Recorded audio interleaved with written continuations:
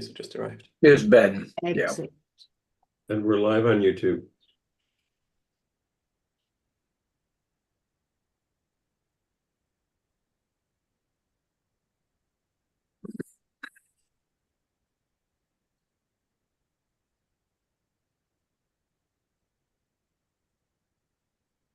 So we are live. Everybody who needs to be recording is recording, and everybody who is recording is on speaker view. Is that right?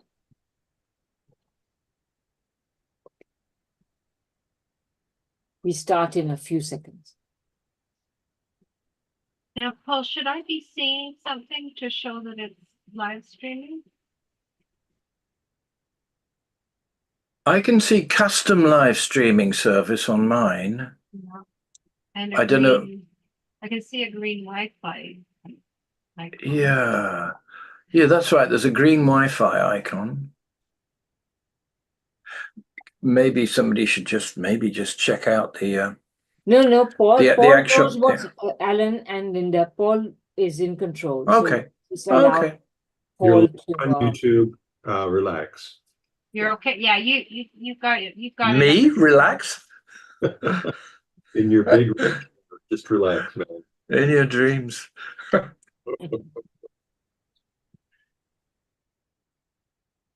Okay, so we are 2 minutes in, and I think I will start soon.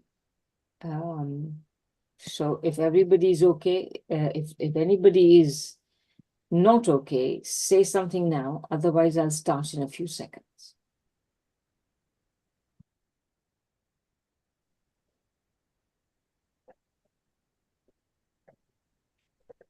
Okay, let's get going.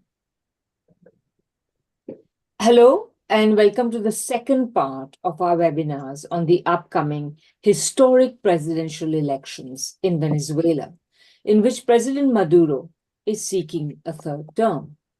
This pair of webinars, and we had the first one last Sunday, is organized by the International Manifesto Group and the Orinoco Tribune. The International Manifesto Group, as some of you may very well know, discusses the fast-changing political and geopolitical economy of our world with members from around the world, and has issued a manifesto titled Through Pluripolarity to Socialism. It can be found at www.internationalmanifesto.org, where you can read it, sign it in various languages, and also volunteer and donate. The Orinoco Tribune, our co-sponsor, is an independent news outlet created in 2018 to provide accurate news and analysis from an anti-imperialist perspective on news and developments in Venezuela and the world by creating as well as curating multimedia content from Spanish and English sources. This pair of webinars is also co-sponsored by the Alliance for Global Justice, by Venezuela Solidarity Campaign UK, by Geopolitical Economy Report, by the Louis Real Bolivarian Circle, by the Fire This Time for Social Justice, and by the Venezuela Solidarity Network in the United States. My name is Radhika Desai, and I'm the convener of the International Manifesto Group, as well as the moderator for this second of these two very important events. For an allegedly authoritarian state, Venezuela goes to the polls astonishingly often, holding municipal, regional, and national elections, as well as referenda, on average about once a year since the foundation of the Bolivarian Republic. And it does so in electoral processes that, while they are attacked as unfair and non-transparent by the Western media, have been praised by many critical outlets as the gold standard for free and fair electoral processes. So now that Venezuela is holding presidential elections and appears poised to re-elect President Maduro, the Western media are working overtime, producing the usual litany of lies about Venezuela. They claim that Venezuela's economic woes are caused by the government and not by the nearly 1,000 sanctions imposed upon the country. And we must remember that until the Kremlin's February 2022 special military operations in the Ukraine, sorry, Venezuela was the most sanctioned country in the world. And it remains, in terms of the proportion of the economy, the proportion of sanctions to the size of the economy, the most sanctioned country today. The Western media also claim that people are leaving Venezuela because of Venezuela's socialist practices, rather than the United States' profoundly murderous sanctions. They claim that Ms. Machado, the banned opposition leader, who is nevertheless running her own horse in the race, is very popular, when in fact, President Maduro is leading the polls and attracting hundreds of thousands to his rallies. The Western media repeats Corina Machado's claim that her candidate is going to win unless there is massive fraud. And the Western media, by repeating this, is cooperating in her attempt to delegitimize her imminent defeat in advance, much as what Trump tried to do earlier in Washington.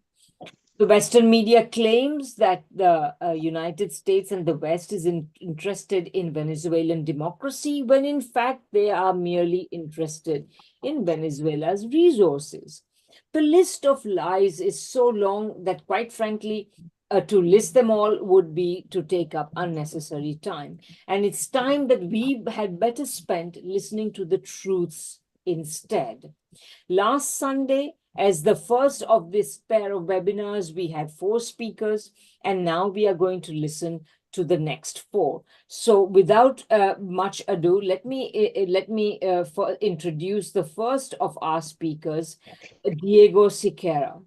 Diego is a journalist, writer, translator, editor, and political analyst. He's based in Caracas and is a founding member of Mission Verdad, where he currently writes about geopolitics, global conflict, and Latin American and Venezuelan history and politics. So, Diego, please go ahead. The floor is yours. And just, sorry, I should have said this earlier. All the speakers will have 15 minutes each. And at the end of that, we will go to about half an hour of questions and answers from the floor. So, Diego, please go ahead. Thank you. Thank you very much. Thank you all for this wonderful webinar, this wonderful program, and also very thankful to keep Venezuela on the map, because I think it's, of course, we're not in the front line now, we're not the front tier of global conflicts or struggle against empire, but nevertheless, we're still there and we're still holding the line, especially in a very strange moment in our country and the region in general. So thank you very much. Happy to see many known people, also friends. I must say that I'm talking through my phone, so sometimes I'm not able to see the chat or reply, but I've seen some greetings there, so greetings to all. Anyway, I'll just jump into our current subject. I decided that the proper thing, and I guess that also that's why it's organized this way, I decided to give us, at least from my perspective, a view from the ground, in the sense of how things are being lived right now and how are being perceived, and what's our relationship in general to this pre-electoral environment so far. So that's the first thing we have to talk about, and it's quite interesting. We can find some very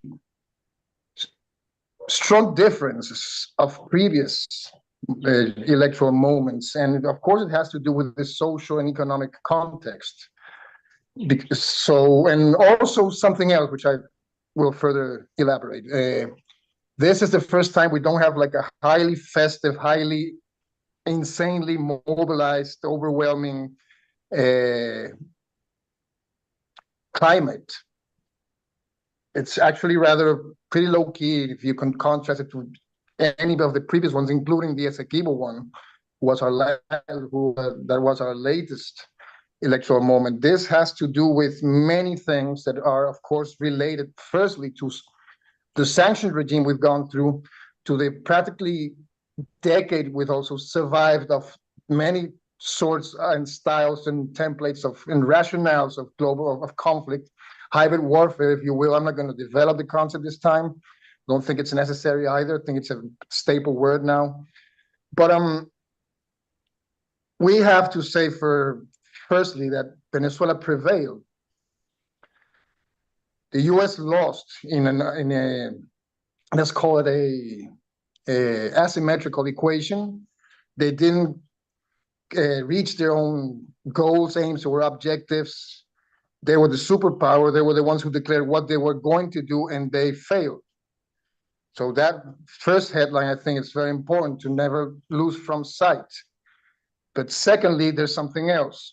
One thing, it's a war environment, complex post-modern war, whatever, and a post-war environment is quite a different thing. And as we are also discovering the same way we did with the previous experience, we are in some sort of post-war moment that we don't feel now the immediate effects of sanctions. We don't feel the immediate, more superficial wounds of sanctions, of guarimbas. I think all of you know what guarimbas are, but anyway, all these colored revolution-coded unconventional warfare tactics they use to accelerate conflict and to force a regime change delivered by Venezuela properly instead of the US because it's cheaper.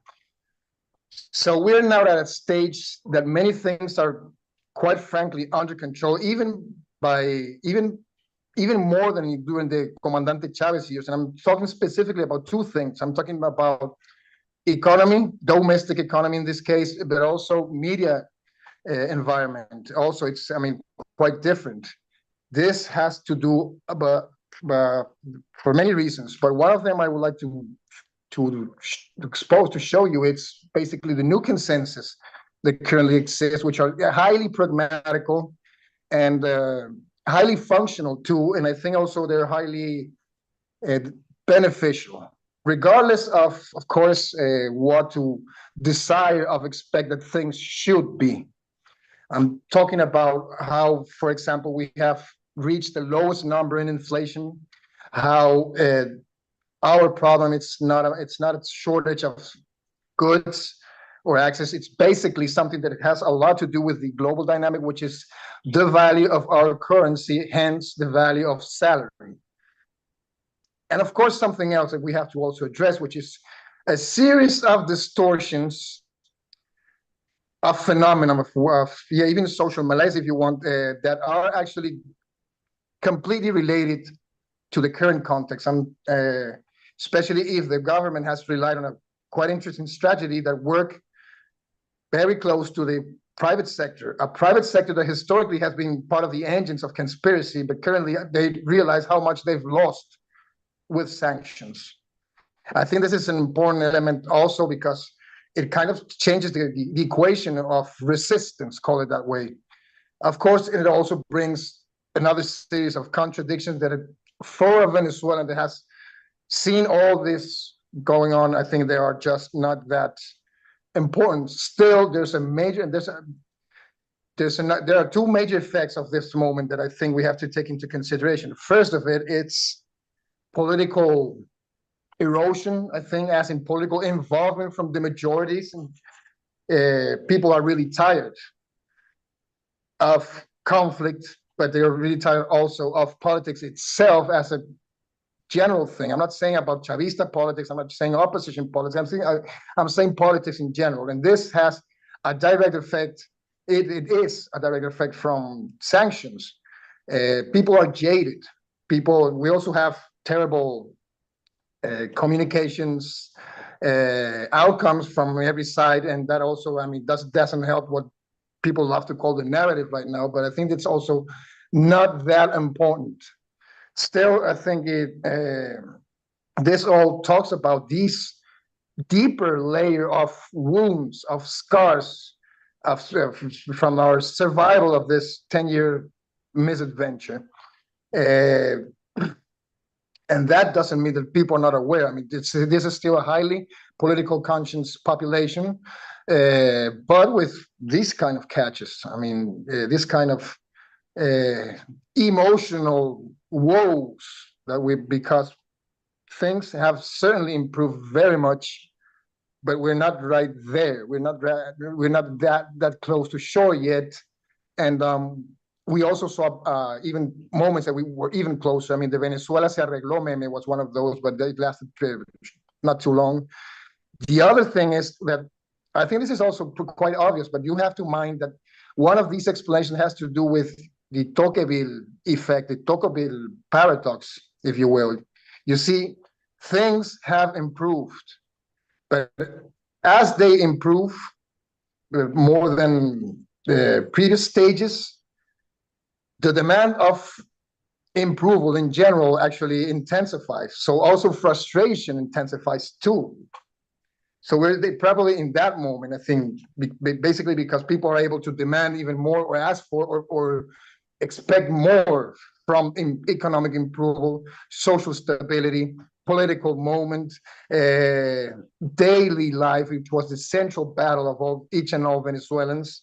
So in that sense, that kind of explains a bit how things are. And that also explained the niche that Maria Corina Machado is trying to exploit right now through his proxy crash test dummy candidate, poor little Edmundo González Urrutia, former diplomat, a very third-tier, third-rate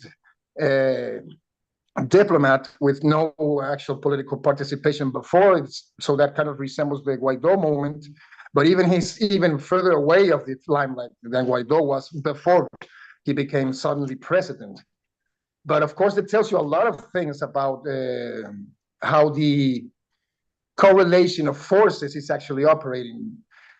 I mean, it's funny how Radicat, her introduction, basically said it how it is. I mean, the main competitions between Nicolás Maduro and Maria Corina Machado, but we have the particular situation that Maria Corina, it's not formally or legally a presidential candidate.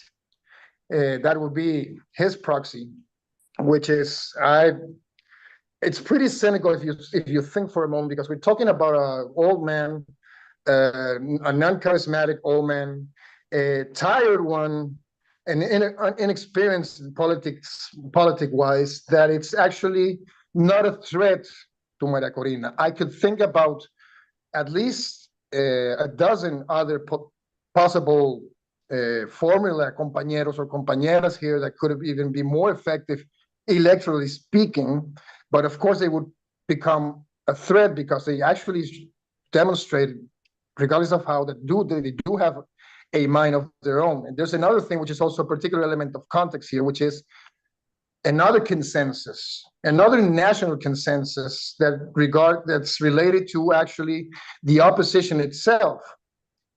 We usually address them as the opposition since plural, because that's actually the case. There are other 9 candidates, which most of them also share another thing, at least at some level. They consider, and regardless of how hypocritical they could be, they consider sanctions a real problem, an unfair problem, and an excessive problem, and that's not going to solve anything. That actually, from their point of view, thwarts any possibility of actually doing politics, because this is a pattern that hasn't changed. It always grinds down to this: as one person that's going to have the full backing of the many psychotic, schizophrenic versions of the U.S. empire in this case, in power circles, in economic circles, in political circles. Never one interlocutor. We're talking about several all the time. So we're not talking to one person.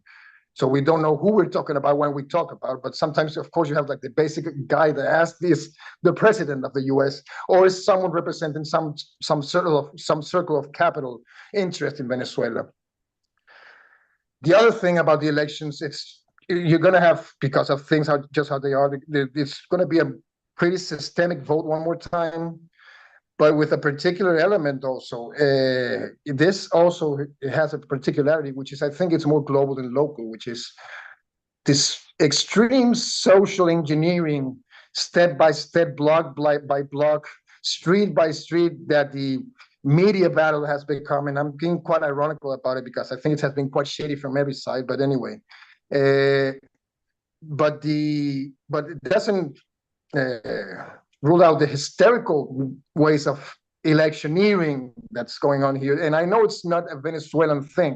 Actually, like many other things, Venezuela has finally globalized not in the good sense of the word. And this is another symptom of this. So that's also it's quite particular to how the usual Venezuelan electoral spirit is. The other thing, which of course I'm going to rely on our other friends on the panel to talk about, but I still can't take them out of them. It's, for example, how geopolitical this is. It has always been. There has always been a heavily relationship, interdependence with the geopolitical RRII aspect, of course. But this time, of course, for obvious reason that I don't need to elaborate either, it's very present in a very strong way, and also with a twist, a very important one, of course, which is these paradigms that are currently the paradigms, civilizational, if you will, paradigms of the moment. And think about, of course, the two basic, more resounding junctures globally, which of course are Gaza and Ukraine. And actually, in how all these candidates, including ours, relate to this kind of things, because we're talking about now a moment. There is no more a discussion about if you support or don't support genocide, and make a political model out of genocide in order that if you're able to cope and accept what's going on in Gaza and the way it's going on, it's going to be able to work somewhere else afterwards. The Gaza model, like some commentator wrote back a few days ago, a very smart one. I'm talking about Tariq Siri Lamar in this case. And at the same time, yeah, it kind of seems Manichaean to establish it this way, but it is. Because if it's Manichaean, we're talking about life, death, we're talking about good, bad, we're talking about in a very basic dichotomy of things. If you reduce it to these complexities, which is also a very strange contradiction to say, but I think it also has to do with that. The other thing, and probably I could finish here in order to take advantage of time, it's, well, what are the things that are emerging from this? We are usually accustomed to walk towards darkness in an open sense. I'm not talking in a moral sense or philosophical one. I'm just talking about the unknown. And Venezuela has always had like the fatalistical sense of just have to go through there. And I think that is going to be the case once we're over, once the hysteric of the campaign are over. I mean, think about, for example, the polls and how aggressive and this has also been. You can find like the one you prefer to follow, but probably most of them are just wrong, as it has happened in the past, besides 2 or 3 agencies. But this tells you also about what kind of things, with all this in mind, is going to be what's going to emerge afterwards. I, for one, think that it's going to be another Chavista victory. I don't think it's going to be a big difference one. Always, when they ask me what do I think about what's coming next, I always say I'm more concerned about July the 29th than I am from July the 28th for several reasons. So, which are also quite obvious, I think, and are also, I mean, we're also pretty much aware of what they are. So, but it also demands an inner question, even from how people outside of Venezuela and inside of Venezuela approach what's going to be the Bolivarian revolution's next stage after a quarter of a century. And I might say, call out first that many fetishes, I could say, or many desires that are usually part of a Weltanschauung could be a bit compromised this time, but that doesn't mean that the meanings that are going to emerge after another failed regime change attempt are among several regime change failed attempts globally, which are it's creating this void, this vacuum it's going to give. So finally, I don't think we're the only ones that are going to walk into the dark after July 28th. Thank you very much, everyone.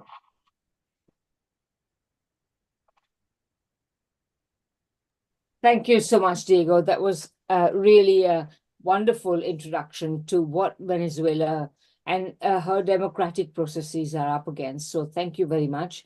Now we move to our second speaker, Steve Elner. Steve is currently a associate managing editor of Latin America Perspectives. He's retired professor at the Universidad de Oriente in Venezuela, where he taught economic history and political science from 1977 to 2003.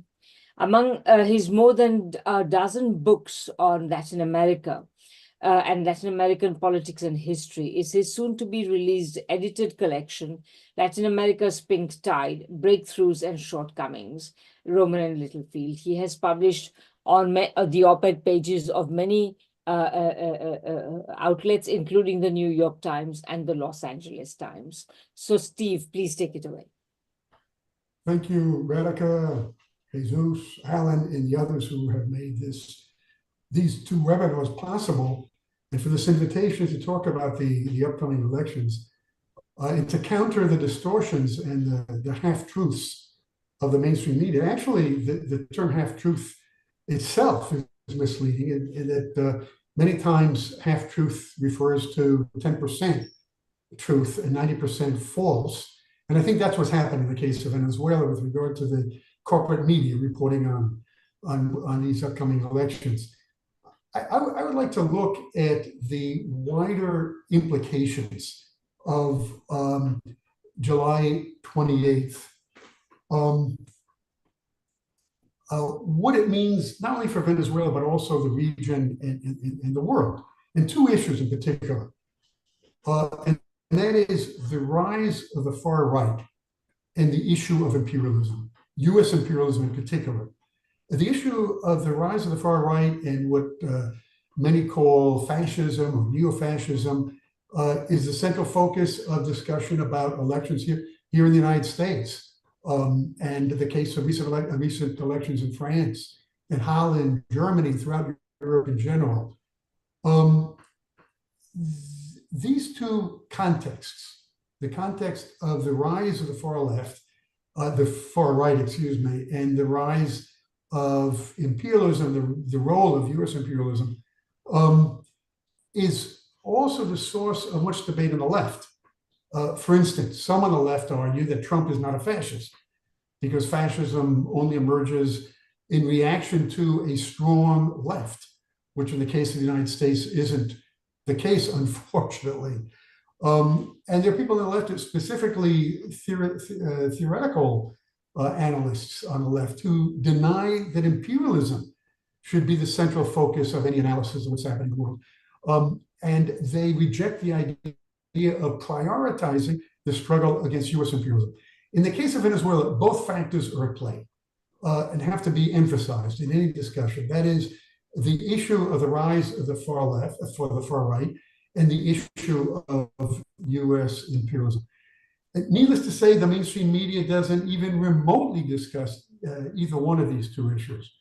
But one thing is for the corporate media to skirt the issue of the far right and the issue of US imperialism. Another is for sectors on the left to do that, which I believe is the case of those people on the left who fail to make any distinction at all between Maduro and the right-wing opposition, fail to bring in the issue of US imperialism into the picture. This is the case, in my opinion, with the Partido Comunista de Venezuela, the PCV. Let's take a look at both of these issues with regard to Venezuela. Maria Corina Machado represents not just the right, but the far right, as it has emerged throughout the world. One of the characteristics of the far right is its expression of hatred for the left. That is to say that, well, the more moderate right, the center, as well as centrists, don't reject the left in no uncertain term. The other sectors are not friends of the left, but it's the far right that preaches hatred for the left. It's the far right that associates the left with drug trafficking, terrorism, and that's the case of Maria Corina Machado.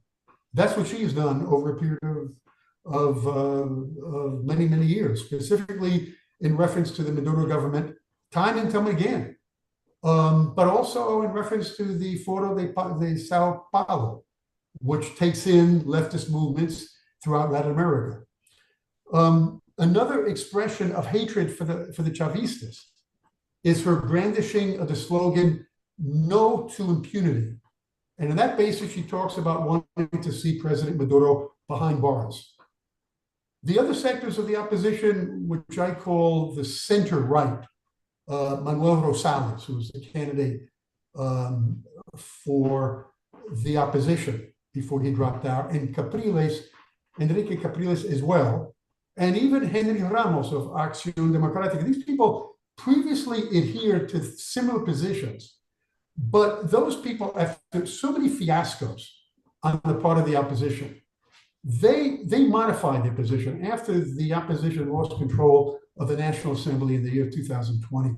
So the Rosaleses and the Capriles and others began to oppose the US-imposed sanctions. Machado didn't. She didn't change her position after 2020. Rosales and Capriles began to call for a negotiated solution with the Chavistas, which implied a degree of toleration. Machado didn't do that. Another characteristic of the far right is its support for shock treatment style neoliberalism and mass privatization. That's exactly what Machado's position is. She sees mass privatization as the key to economic recovery. Not that the center right doesn't support neoliberalism, they do. But their position on neoliberalism is somewhat ambiguous. They refrain from taking a firm position. For instance, the candidacy of Rosales was supported by Fuerza Vecinal, which explicitly opposed the privatization of the oil industry, which Machado supports. And Capriles has stated that oil belongs to the Venezuelan people, whatever that means. But that statement by Capriles earned him the criticism of Machado supporters. A third characteristic of the far right is its support for participation in internationalism, which is currently being constructed. Bonds are being created between far-right movements, and plans are being made to create a new international of the far right. Marine Le Pen's activism in Europe. She recently met with Orban of Hungary. The Spanish party Vox, their recent summit in which Javier Milei was the star, as was Le Pen. And Steve Bannon's travels throughout the world in favor of the European far right and in favor of Bolsonaro of Brazil. All these are tendencies. And Maria Corina Machado is well placed in this network with ties with Netanyahu of Israel, Santiago Abascal of the Vox party in Spain, her fervent support for Milei in the elections of Argentina, and her condemnation of the Peronistas. All that fits the pattern of this internationalism of the far right.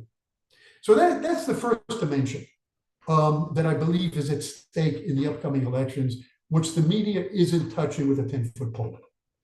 The second topic, which is central to understanding what is happening on July 28th, and which the media, true to form, has ignored, is the issue of imperialism.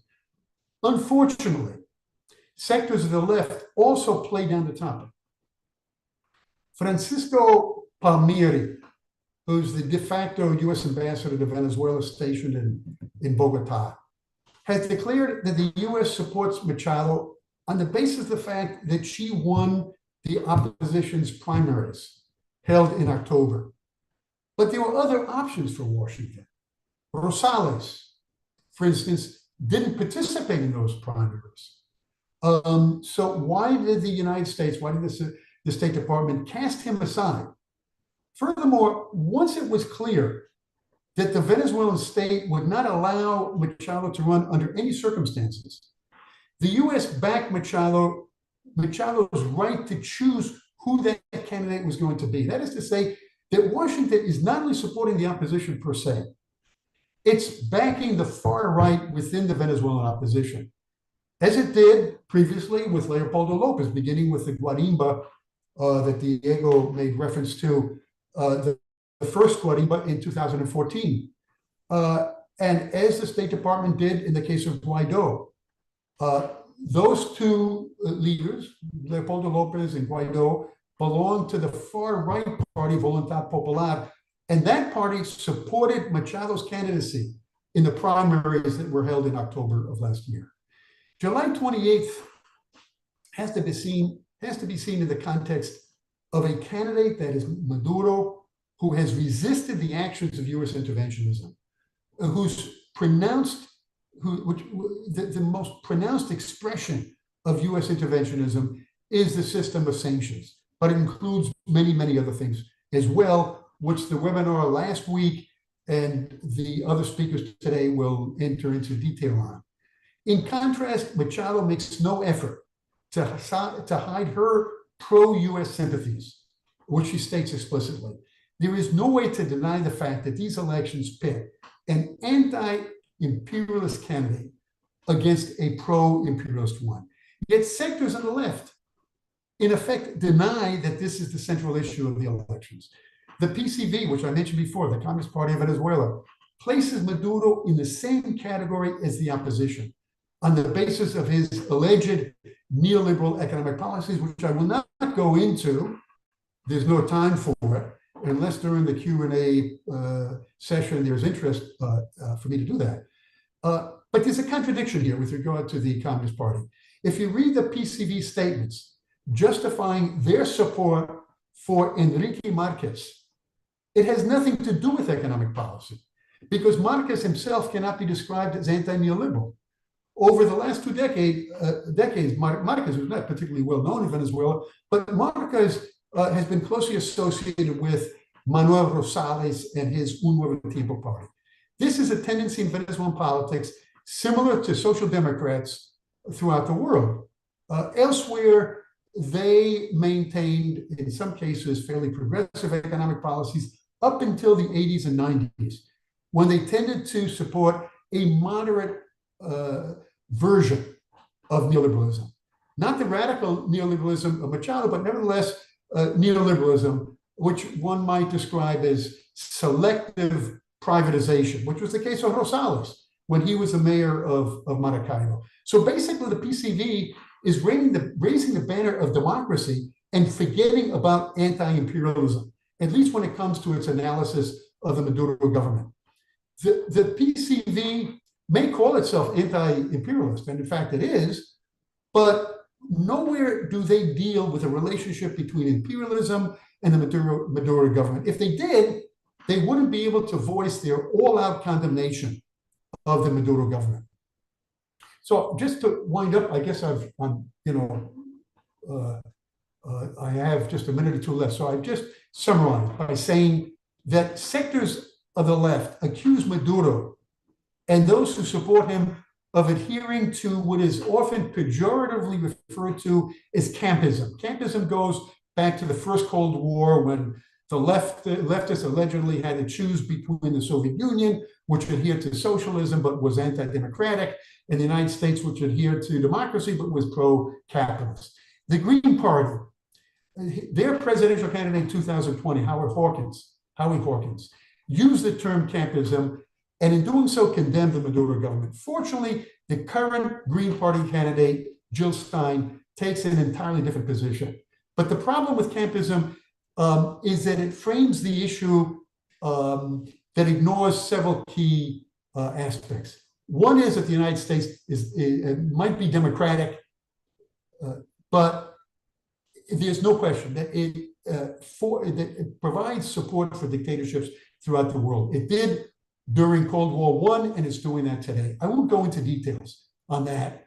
But the second point is that, and I'll end with this statement, that there is a natural convergence between the position of the Chavez and Maduro government and multipolarity and Russia and China, whose foreign policy discourse and their actions, specifically with regard to Venezuela and Latin America, emphasizes the defense of national sovereignty. Again, I don't have time to go into the details, but the lines are clearly drawn with regard to international relations. The candidate of the far right is unabashedly in the US camp with its principle of R2P, responsibility to protect, which is a cover for interventionism.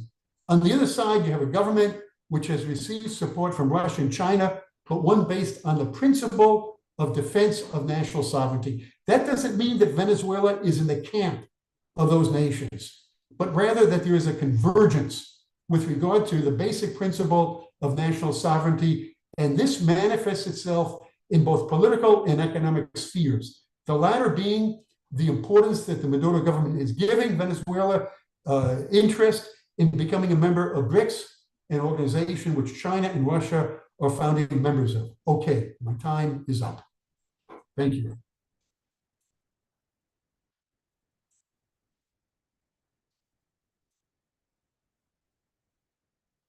Yeah. I don't hear you.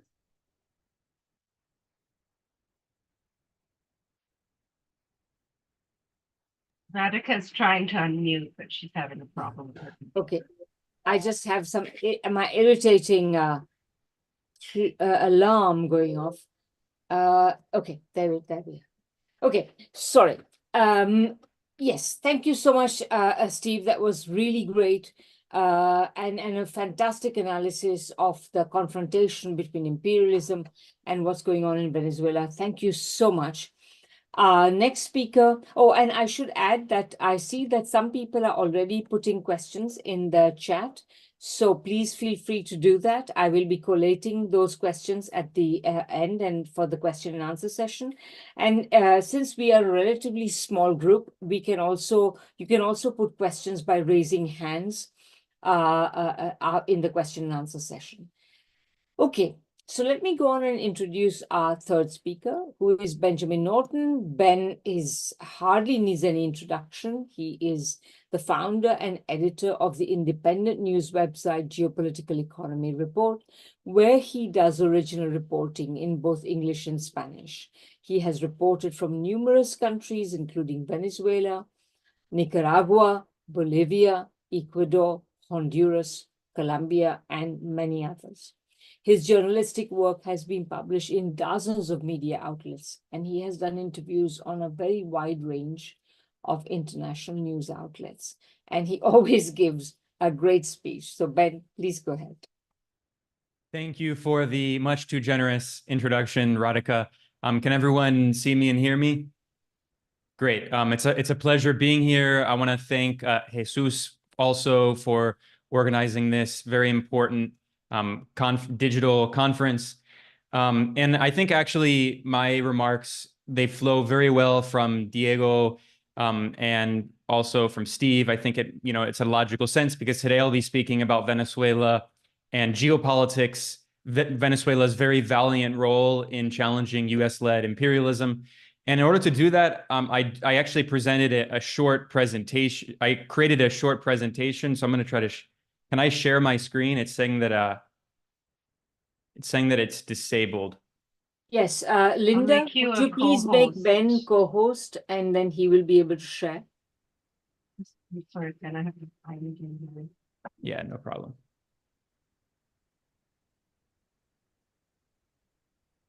Mostly Okay. just because I have some charts and it's always better to show charts than talk about them. Okay, can everyone see this? Okay. Today I'll be discussing Venezuela's very important role in helping to build a multipolar world. this is very important because this is a term that we've heard more and more in the past few years. Even recently, the foreign policy chief of the European Union, Josep Borrell, has acknowledged that Western dominance is over, and he has acknowledged that we're in an increasingly multipolar world. You'll see mainstream corporate media outlets like The Economist, the Financial Times acknowledge that we're in a multipolar world. But Venezuela has played a very important role in this. When we talk about multipolarity, it's not simply the rise of China, the reemergence of Russia, other, powers like Iran, Brazil, India, but also Venezuela has played a very significant role. And the Bolivarian Revolution has been very significant in this process. And Hugo Chavez himself was extremely prescient. And in 1998, when Chavez was still campaigning for the presidential election, he gave a speech in the Palacio de las Academias on the 12th of August, and he famously said, quote, "The world of the 20th century that already appears on the horizon will not be bipolar nor unipolar, thank God. It will be multipolar." Now, I really want to emphasize how prescient and incredible this was. In 1998, this is the peak of US unipolarity with the overthrow of the Soviet Union in 1991, then the Gulf War leading up to the invasion of Iraq, the US government's declaration of full spectrum dominance, the Wolfowitz Doctrine. And a year before Chavez made this speech, Brzezinski published his famous book, The Grand Chessboard, in which he talked about the strategy by which the US would try to maintain this unipolar order to prevent the emergence of any powers that could challenge US hegemony. So the fact that Chavez could see this so early is a testament to how brilliant he was in his vision, not only for Venezuela, not only for Latin America as a regional bloc, but for the world. Now that quote is well known.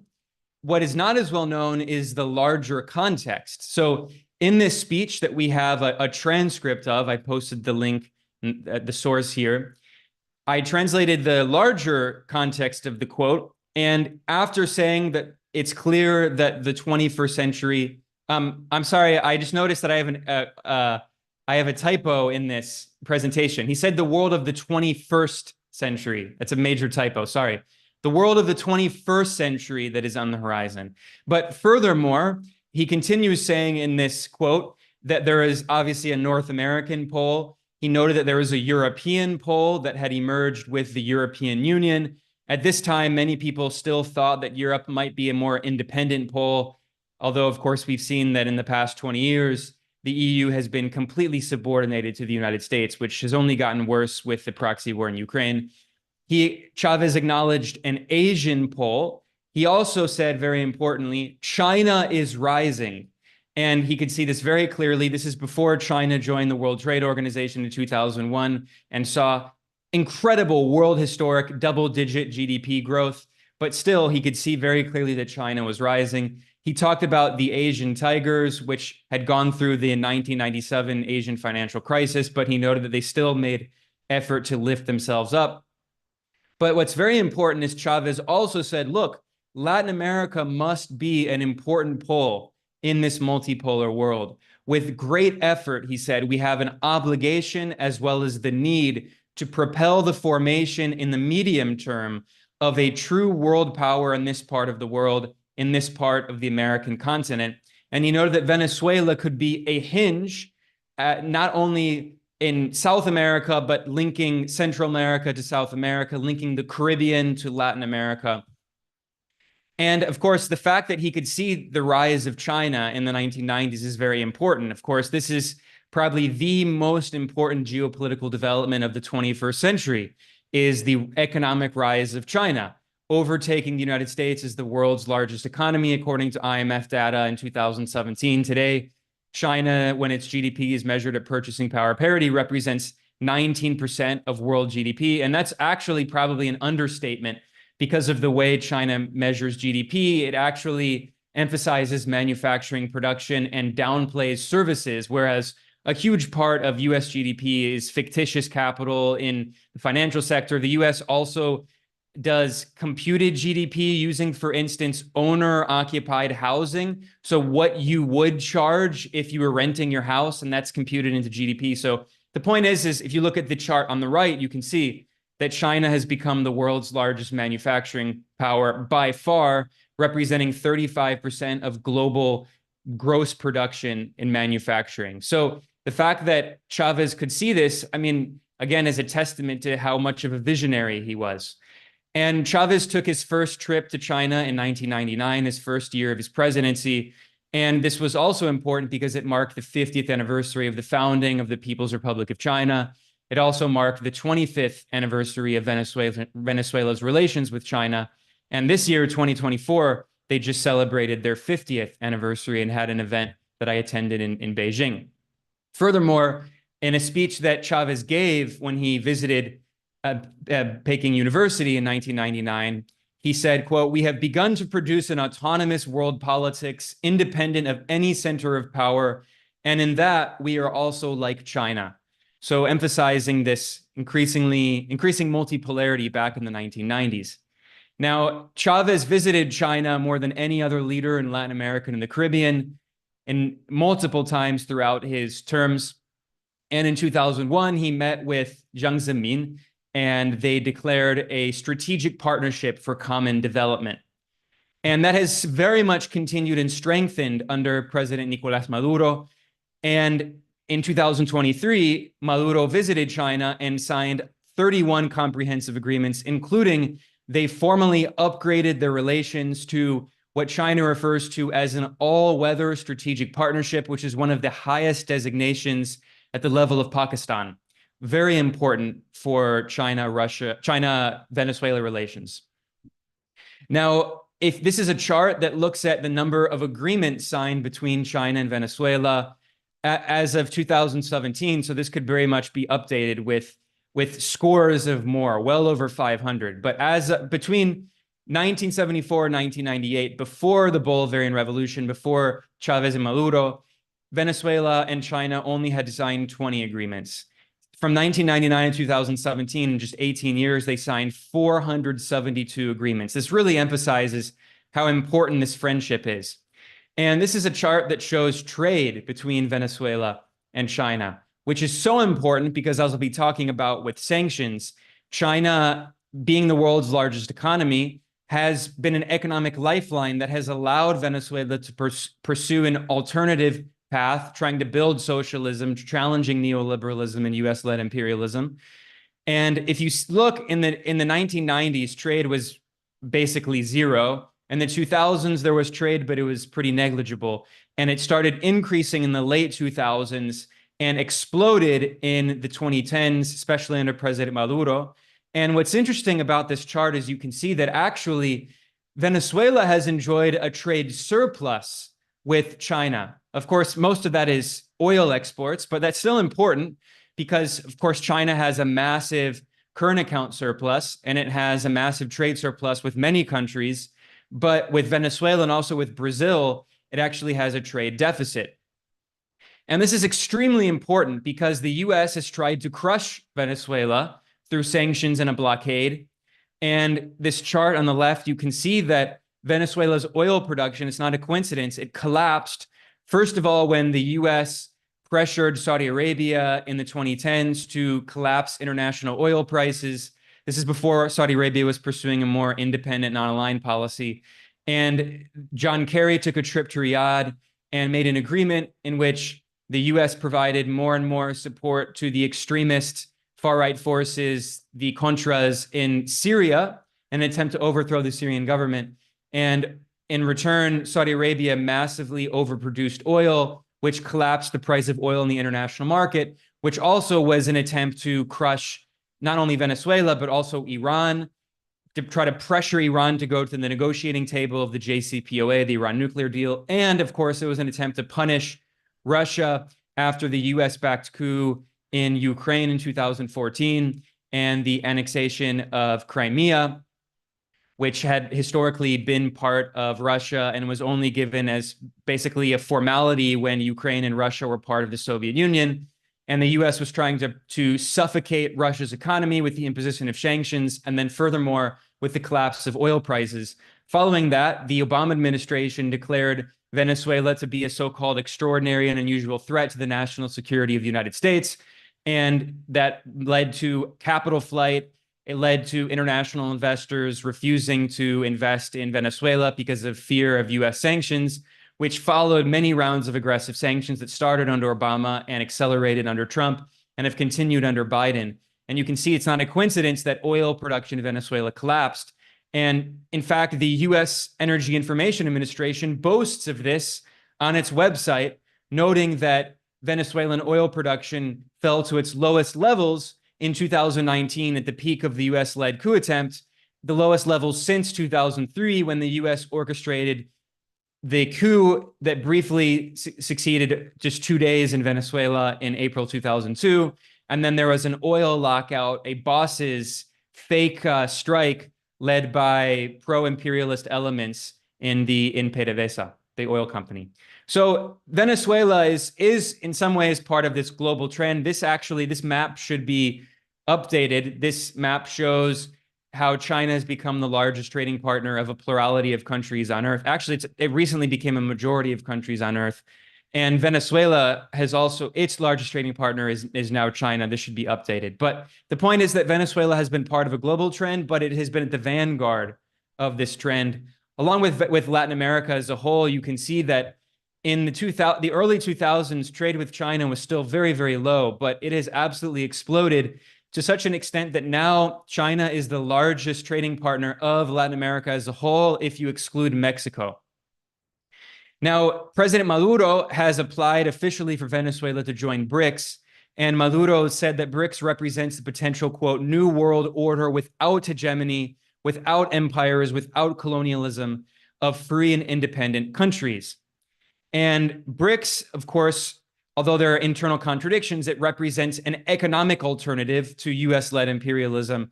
And the BRICS economy is largely because of China, but also to a lesser extent because of India and Russia, which have seen very large economic growth in recent years. The BRICS countries have overtaken the G7 as the largest economic bloc when their GDP is measured at purchasing power parity. And again, if you look at GDP, you're not talking about what kind of economic production is happening in the economy, goods and services. If you also look at things like production of major commodities, if you look at wheat, oil, gas, iron ore, and manufacturing production capabilities, BRICS is certainly significantly more important than the G7. Another way in which Venezuela, and in particular Chavez, but also Maduro, have been extremely, extremely prescient is in not only discussions of de-dollarization, but attempts to try to create tangible alternatives to the US dollar system. And as far back as 2007, and actually even before, Chavez had talked about the importance of challenging the dollar. But in 2007, he made the concrete proposal for the creation of the Sucre. And this actually happened in 2009 with the creation of the Sucre, the unified system for regional compensation.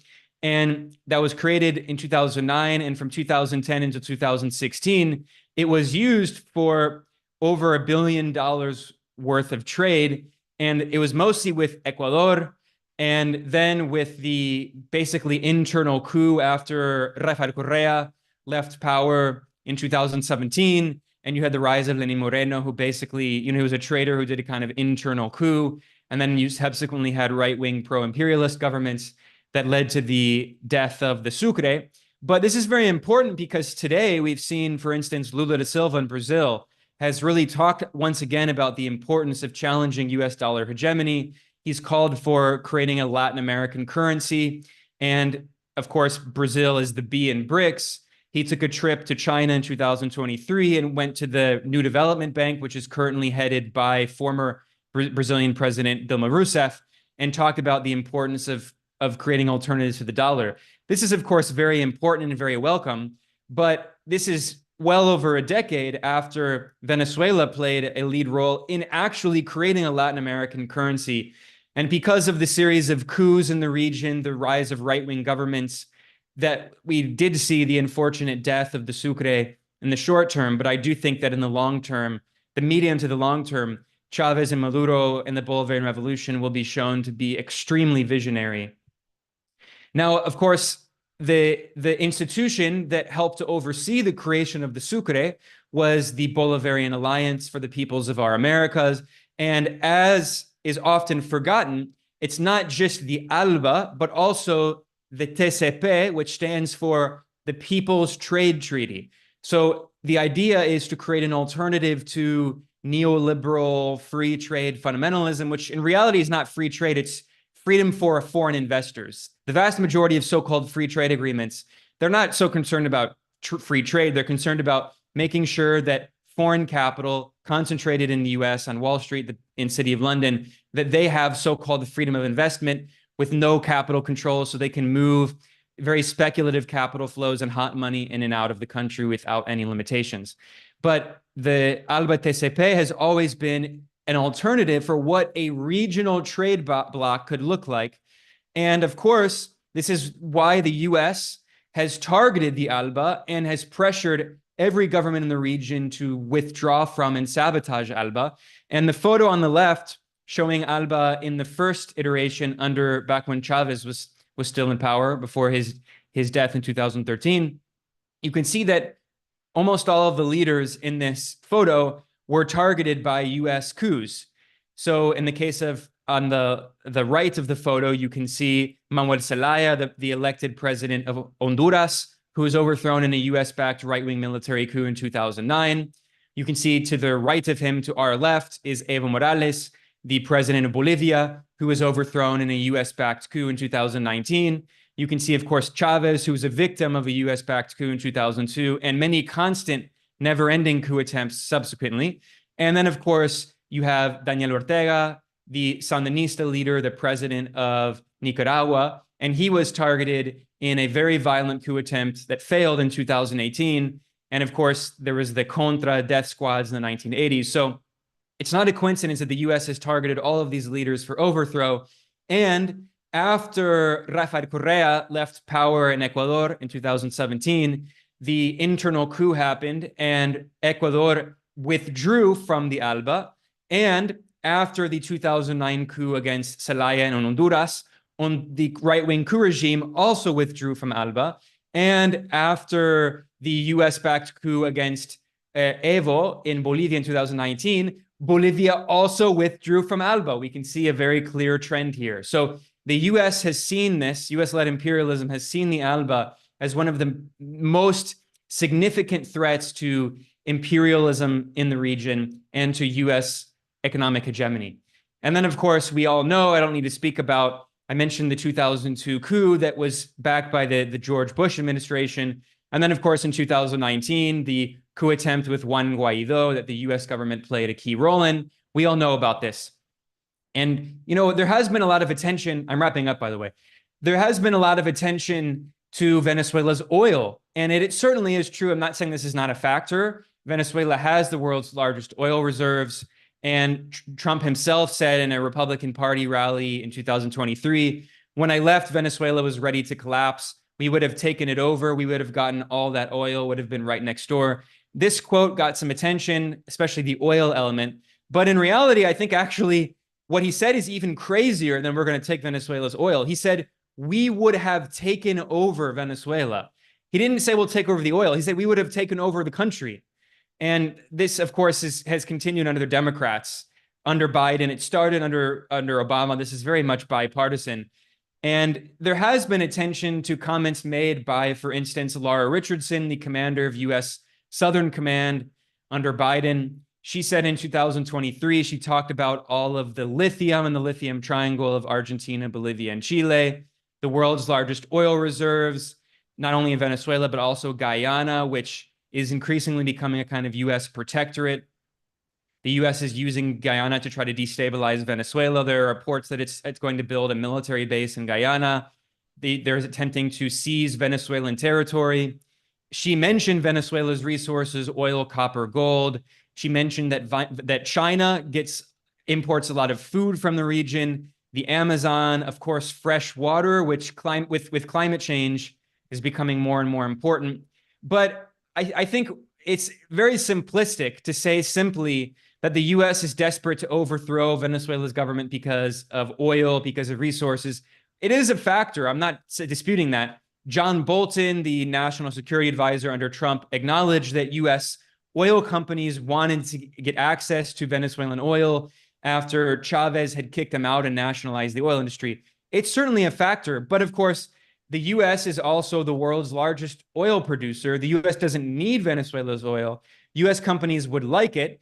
The US would like to get access to other resources in Venezuela. But in reality, I think, the main driving factor is fundamentally, it is political. Of course, economics and politics are inextricably tied. There's no difference between them. But in the sense that Venezuela has been, as I've been talking about here for this presentation, it has been at the vanguard of challenging US-led imperialism and creating a new multipolar order. And John Bolton himself acknowledged this. Of course, he was Trump's national security advisor. He was the architect of the coup attempt in 2019, which he boasted about in an interview on CNN. And in his memoir, Bolton said that Venezuela is a direct challenge to the colonialist Monroe Doctrine. And he said that we must resurrect the Monroe Doctrine. I put the term return in scare quotes because in reality, the Monroe Doctrine never really went away. It's 201 years old. It never went away. And I'm concluding. It never went away, but in particular, we can see that in the past few years, multiple US government officials have invoked the Monroe Doctrine. And in his memoir, Bolton in particular spoke of Venezuela as a threat to the Monroe Doctrine, in particular because of its relations with Russia, China, and Iran. So I really think it's very important to emphasize not only how much of a visionary Hugo Chavez was, but also how President Maduro has continued Venezuela's multipolar construction and has not only maintained an independent foreign policy, but an activist foreign policy in trying to build a multipolar world that is not simply a dictatorship of US-led imperialism, because that's really, the unipolar era was an international dictatorship led by US imperialism. And the US talks about so-called democracy as if it were a democracy, which it very much is not. But in reality, you cannot talk about democracy when a small handful of imperialist countries that were the colonizing powers that colonized the majority of the world, their goal is to control the entire world, the entire political system, and the entire economy. That is an international dictatorship. And in that sense, Venezuela has been at the vanguard of trying to build an actual international democracy, which we can call multipolarity, from the beginning, before Chavez even came to power. We can see in 1998, through his terms until 2013, Maduro has very much continued with this.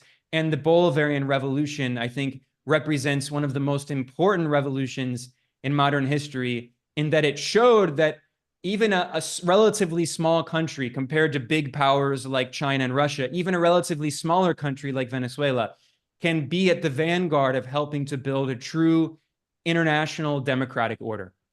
On that note, I'm going to conclude. Thanks a lot for having me today. Thank you so much, Ben. That was such an information-packed and I think analytically excellent presentation. And I just also wanted to add that, Ben has quite rightly emphasized the extent to which Hugo Chavez was so prescient in seeing that the world was about to become multipolar even before the 20th century ended. But I would like to add one other element, another aspect in which he was exceedingly prescient, which is that he coined the term pluripolar, which was distinctive to his discourse.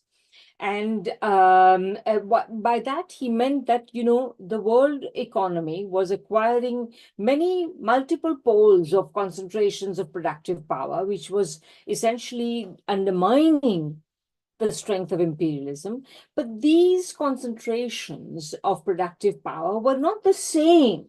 So, the Chinese economy is not the same as the American economy, and even the American economy is not the same as the West European or Japanese economy. They're all quite different. And that's why he coined the term pluripolarity.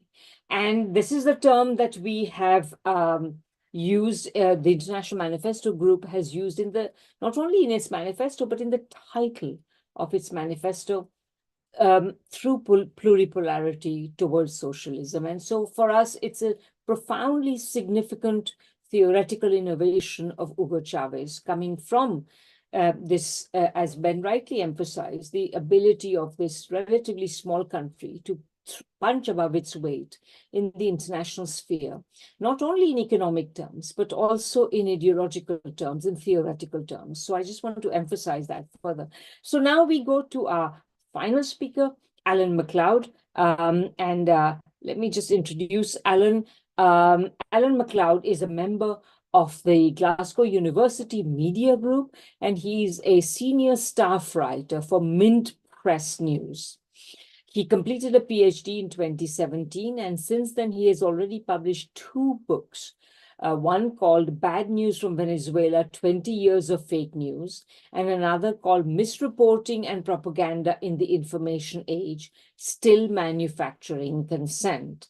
He's also, of course, written many academic articles, and he has contributed to Fair.org, The Guardian, Salon, Grayzone, Jacobin, and Common Dreams. So, Alan, please go ahead. You have about 15 minutes. Thank you. Yes, thank you. I do apologize for contributing to The Guardian. Thanks. It's an honor for me to speak with you today, especially with such fine speakers like Diego, Steve, and Ben beforehand. As you said, I'm a journalist at MintPress News. I cover US imperialism as really my bread and butter, but in a previous life, I did a PhD about the media's coverage of Venezuela and in Latin American studies more generally. And out of that came the book Bad News from Venezuela, 20 Years of Fake News and Misreporting. And so, as we've heard here earlier, Venezuela is indeed hosting presidential elections on July 28th. There are 10 individuals vying for the position, including 9 in opposition to incumbent President Nicolas Maduro, who heads a coalition of 13 leftist groups. However, Maduro isn't just fighting against 9 other candidates. He's also fighting against an intense campaign from Western corporate media who are really desperate to either unseat him through the electoral process or undermine or taint his victory as fraudulent. Venezuelans often used to talk a lot about una guerra mediática inside their own country, but the media war from outside is just as real. It does seem, as Diego and Steve were talking about, that Washington, everyone there, from pundits to politicians alike, have coalesced around the 74-year-old retired diplomat Edmundo Gonzalez and anointed them as their candidate du jour. And the coverage of Gonzalez in Western media has been glowing, to put it mildly.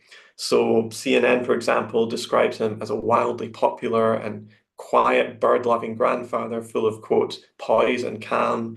And they talk about how people see him as a, quote, grandfather of the nation kind of figure who could usher in a new era after the political violence of the last decade, end quote. Of course, they don't talk about who was doing that political violence or anything like that, but we'll leave that aside. And of course, other corporate media, all with incredible access to Gonzalez suddenly, have done the same. They all mention that he was a career diplomat who retired in 2002, but not one that I've seen has mentioned the reason why he retired in 2002, which was he was forced out after he enthusiastically backed the coup against Hugo Chavez, which installed Pedro Carmona, a very Trumpian figure, a business leader, as dictator. And as we heard before previously, Gonzalez really, while he's being presented as an independent, he is really very much taking so many of his lines from the extreme right, from Maria Corina Machado especially. And from what I've seen, Western media can't really decide whether Gonzalez is going to romp home to victory or be squeezed out. So the Wall Street Journal, for example, reported that he has a lead of 20 points in the polls. But the New York Times recently just wrote that his hopes of actually winning are slim to slight. Why is this? Well, this follows a very well-established pattern for corporate media covering Venezuelan elections, which is to build up whatever opposition candidate they prefer as an unstoppable freight train rolling towards success, but poisoning the well beforehand, claiming that if he does lose, it can only be because a patently fraudulent election process has stopped them from achieving power. And this is because it is anathema to corporate media to admit that there is a support base for socialism inside Venezuela, precisely because they spent decades either pretending these people simply don't exist or demonizing them whenever they can. And media coverage of these elections has really fallen into very much the same tropes as we've seen time and time again throughout the last couple of decades. The main one being that there is a courageous opposition fighting against a despotic strongman. In fact, you really could just change around the names of the protagonists and just run stories from 2018, 2013, or earlier. So, for example, in 2013, the media presented a far-right figure, Leopoldo Lopez, as a courageous left-leaning moderate. And in one very infamous Newsweek article, even described him as having twinkling chocolate-colored eyes and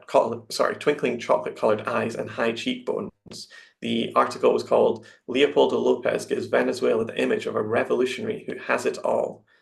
The media this time, certainly in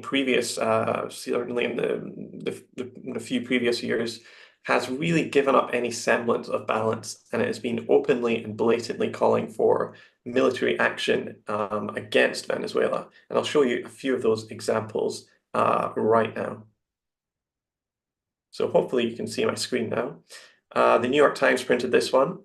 "Venezuela is a disaster. Time for a coup? Question mark. The Washington Post, "The odds of a military coup in Venezuela are going up, but sometimes coups can lead to democracy." "Should the United States attack Venezuela?" wrote the New York Times. Sorry, I refuse to pay for the New York Times, so you're going to have to see that paywall advert there. Again, "Venezuela's path to democracy, pay off the military," wrote the Times in 2019. Foreign policy was perhaps even more blatant. "It's time for a coup in Venezuela," ran their headline. And one last one from the Globe Post. "Venezuela's Maduro will go. It's just a matter of time."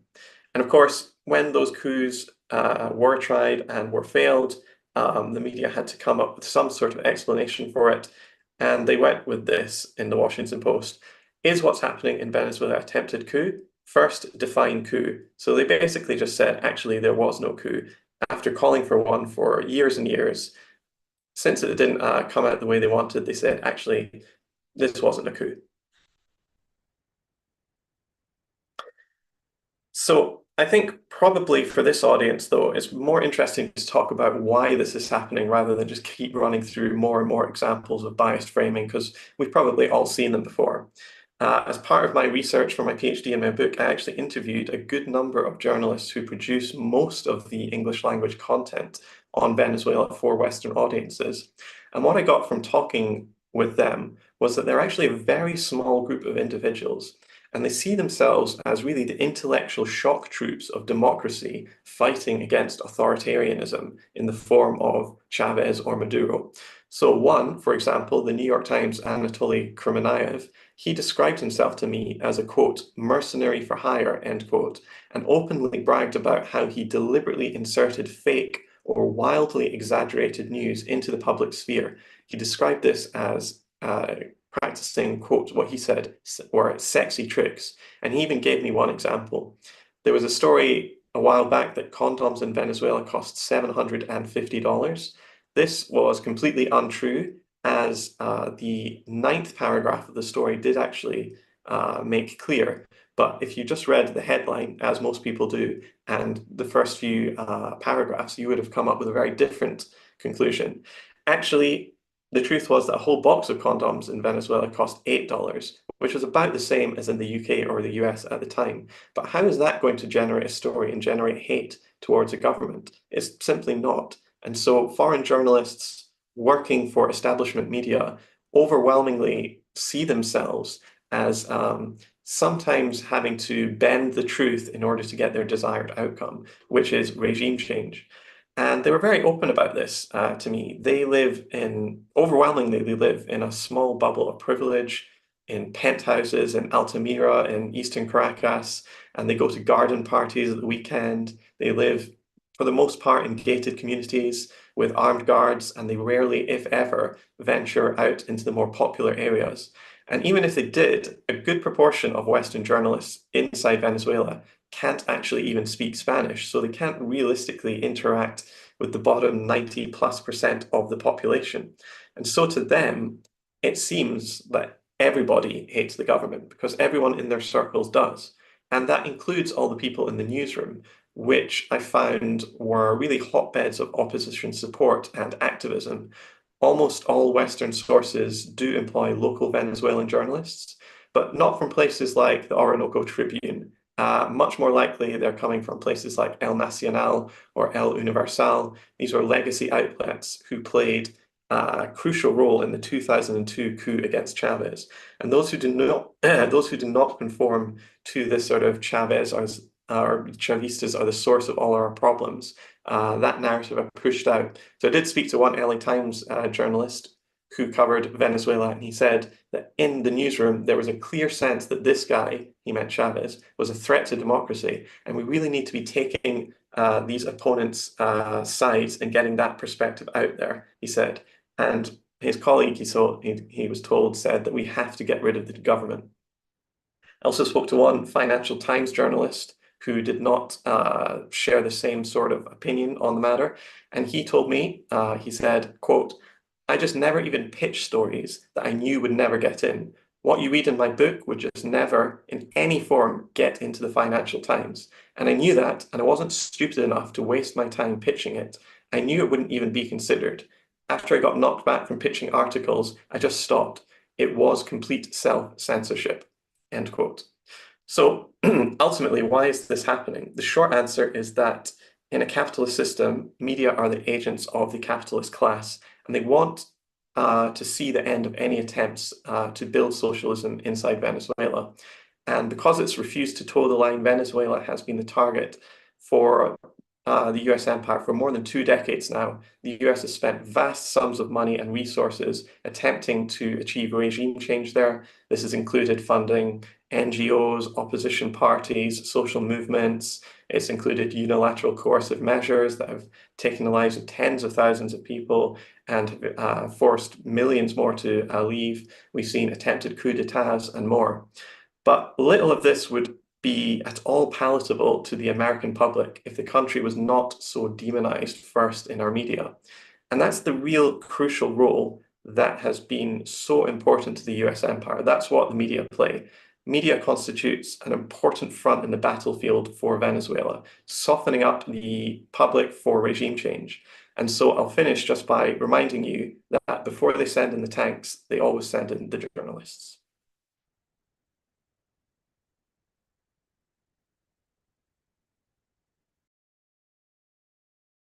Thank you so much, Alan. That was really a great takedown of the media coverage, and we really appreciate it. Now we are about to move to the question and answer session. And I would just, I think I'll begin by posing some of the questions that have come up in the chat already. But if you want to pose questions, please go ahead and use the raise hand function, which on my screen appears under the reactions tab at the bottom of my Zoom window. So if you want to ask questions, please raise hands. But in the meantime, let me go ahead and raise questions. So let me pose a couple of questions to begin with. One is from Saheli. It's a question for actually specifically for Diego. Just a second. What's happening? Okay, yes. So the question is, do you think the new national popular consultations about communal projects will politicize more people, reduce the jadedness, and make them more involved? And a second question, and I'm sorry, I forgot to include the name of the person who asked this, but the second question is, what is the revolutionary Chavista government doing to secure the Venezuelan information space from soft war weapons? And a third question comes from Katerina, and it is it fair to see the success of the Venezuelan government in stabilizing the economy, thus creating a low bourgeois white-collar section of the population, more susceptible to propaganda, a potential problem? That's what happened in Europe in the 1950s. So I have these three questions. One of them is directly for Diego, but I think all the speakers should feel free to respond to all of them. So, but let me begin with Diego, and then I'll go to the others. Can I also just ask a question of the chat very quickly? I'll throw a question to them. I should, touch wood, be in Venezuela in a couple of weeks for the election. What sort of coverage, what sort of questions would people like to see? What sort of coverage would people like to see coming out of Venezuela in the next few weeks? Great, thanks, Alan. So, with that, we'll go to Diego. And I think what Alan means is, please feel free to feed into the chat the sort of questions that you'd like Alan to ask when he goes there. Yeah. Yes, well, thank you.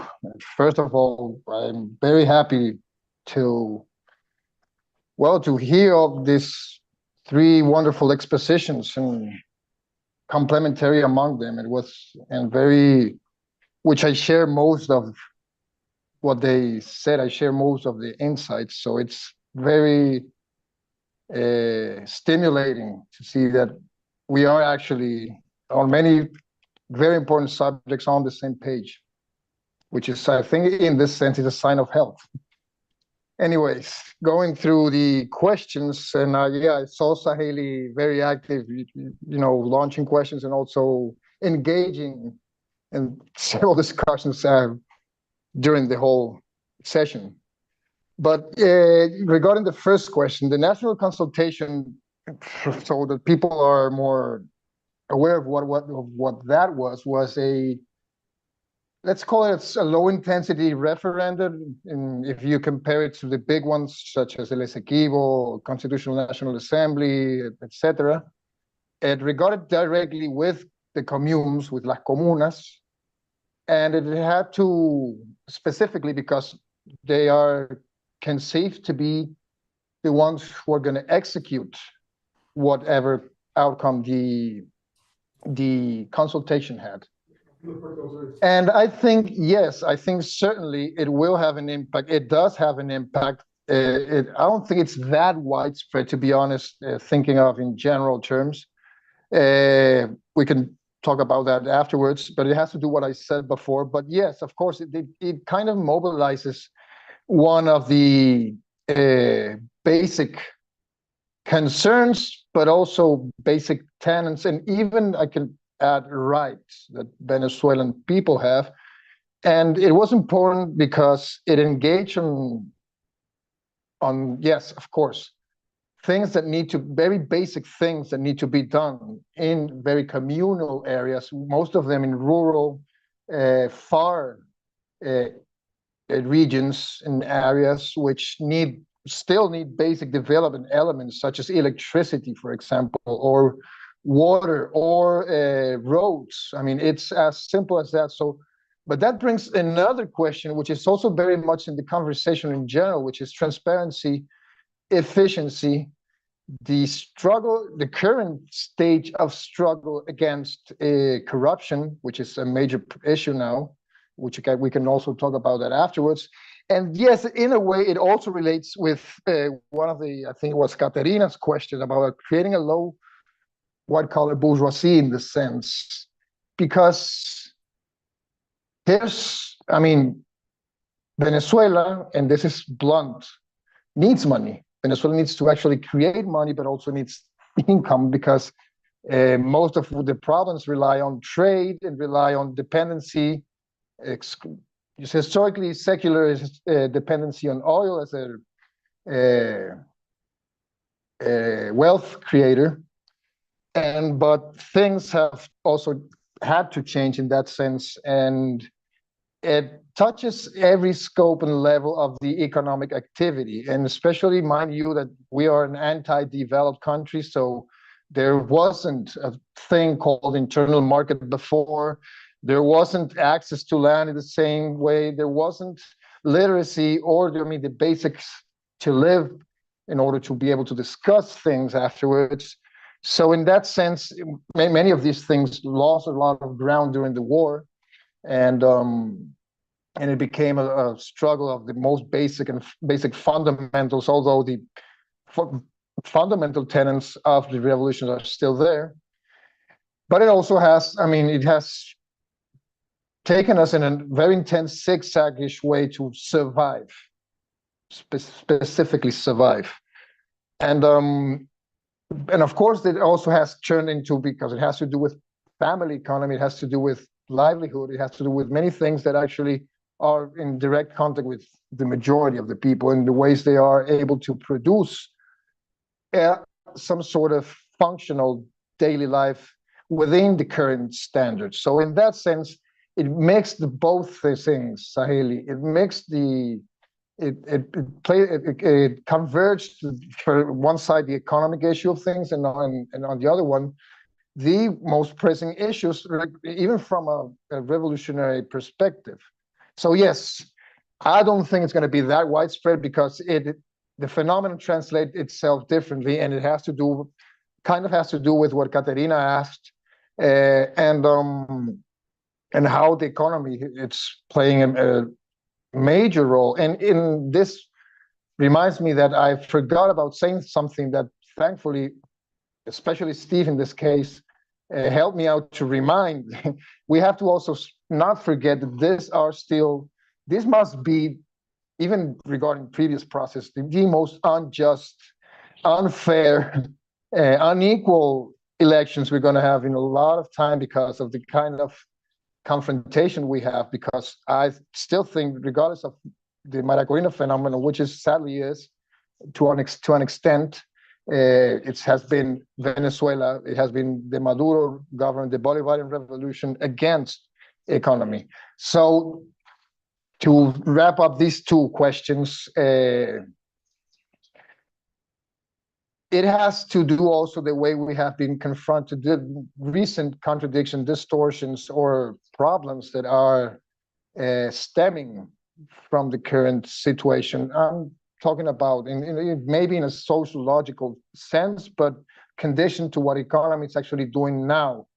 And also bear in mind, and also it has to do with Caterina's questions, we are certainly very much inside the Tocqueville effect or paradox, which I remind that thing that basically says that when things have improved, the demand of things to be better enhanced, but also the irritability and frustration that these current desires are not being met intensifies. And I think that kind of explains a lot of what's going on in that sense. And those two questions, and yes, that also tells you how a very well thought through campaign, and I'm talking about Mundo González and María Corina Machado's strategy, which has been a very stealthy discourse, as in being very careful to not say explicitly, the whole thing as what they want to do, what their plans are regarding foreign policy,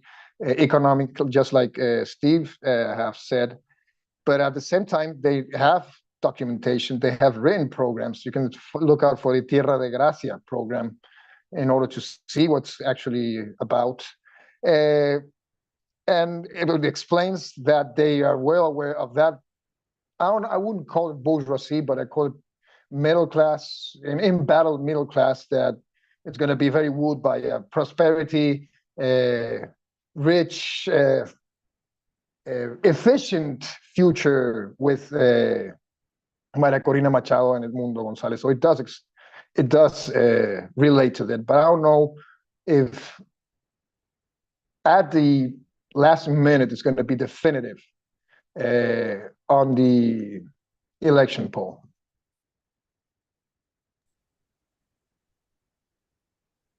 Thanks so much, Diego. I think I'll go to in the order of the speakers. So Steve, would you like to add anything on these questions, the first three questions I posed? Yeah, with regard to the question that Katerina posed with regard to a phenomenon which, affects progressive governments throughout Latin America, Brazil as well, as social programs succeed and lift the very poor out of the category of poverty and into the middle class, some becoming white collar workers, do their ideological orientations and their political commitments change? And that there is no question that this is a dilemma that should be discussed and faced.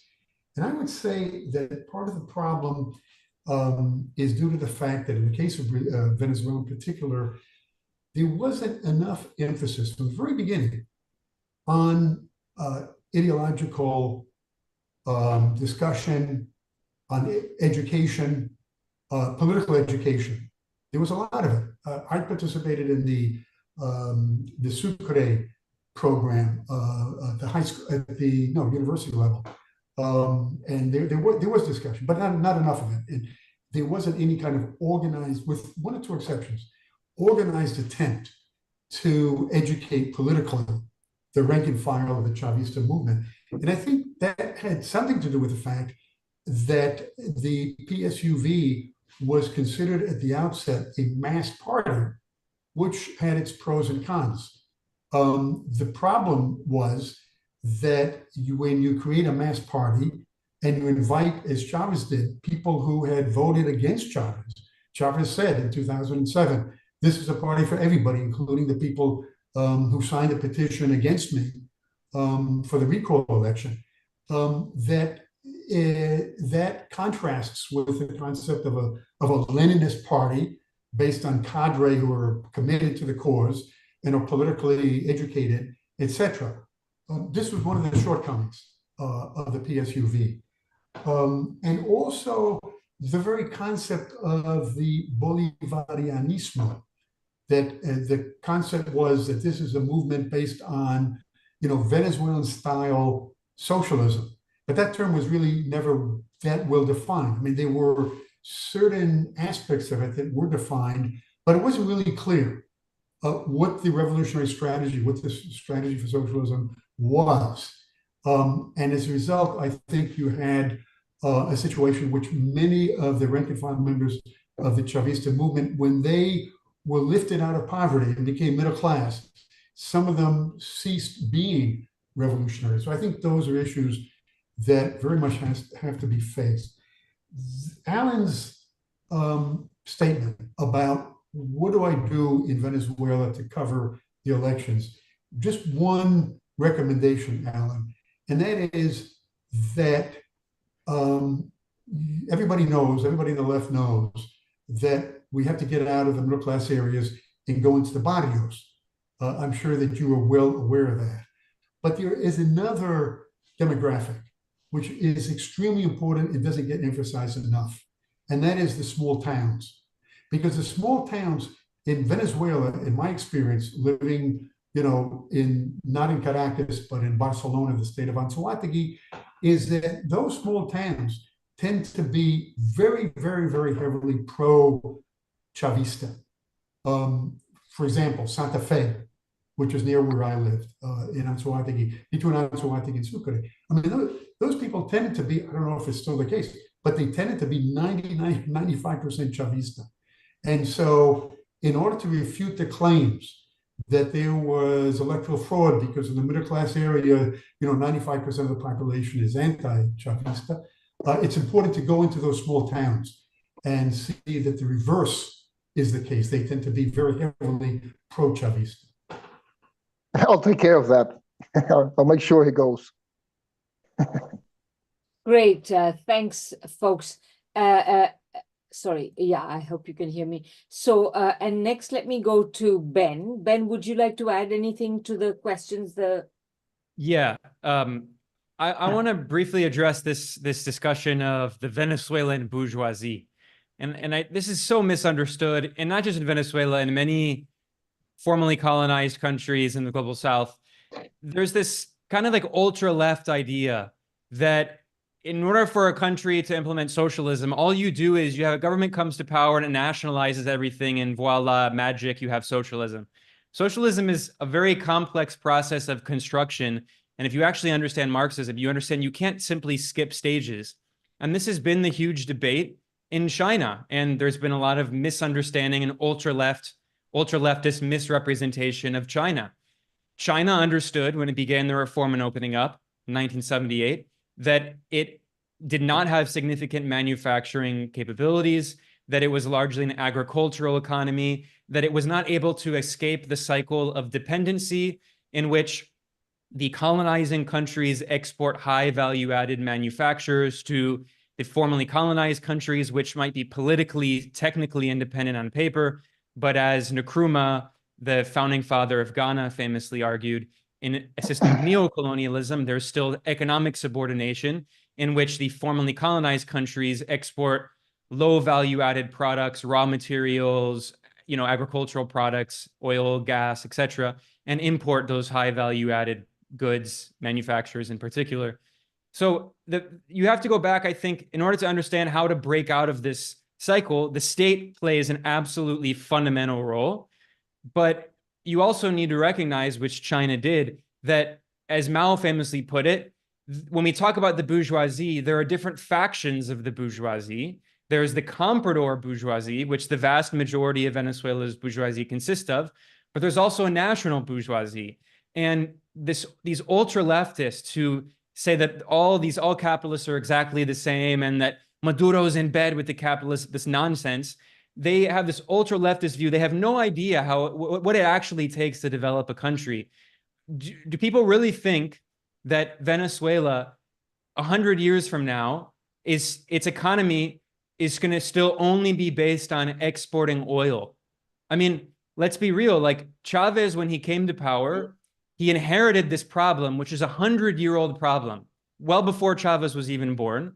And Maduro has also been trying to deal with this issue, which is that Venezuela is a petrostate. Ever since oil was discovered, the vast majority of state revenue and a huge part of GDP has come simply from oil exports. It's known as Dutch disease. It's known as the resource curse. This is an issue that not only Venezuela has dealt with, and it's, of course, very important that oil be nationalized, publicly owned, and that the rent from the export of oil be used to fund not only social programs, but other forms of economic activity, basic manufacturing, industrial production, so that the economy is not as dependent on simply importing all of the other things that it needs to run a modern economy and simply exporting oil. And how can you do that? Well, again, the state can play an important role. And in every single successful example of every developed country on earth, the state has played a leading role, including all of the advanced capitalist countries, which had huge protectionist measures, huge tariffs, import substitution industrialization policies that they implemented. They also had industrial policy. This has been shown by the economist Ha-Joon Chang in his books, Bad Samaritans, in his book, Kicking Away the Ladder. Of course, this is also what China has done with, of course, China's system is unique. It's a socialist system. But it's also what even more state-oriented capitalist systems, like, for instance, Japan, South Korea, Singapore. I mean, they're, mainstream neoliberal economists would refer to them as dirigist, right? State-led systems. I mean, in fact, Japan itself, when it developed its peak years of development in the 1950s, 60s, and 70s through industrial policy, it was overseen through what was called the MITI, the Ministry of International Trade and Investment, infrastructure investment, one of those. The point is that in every single case, the state has played a leading role, whether or not it's a capitalist system or, in the case of China, a socialist system.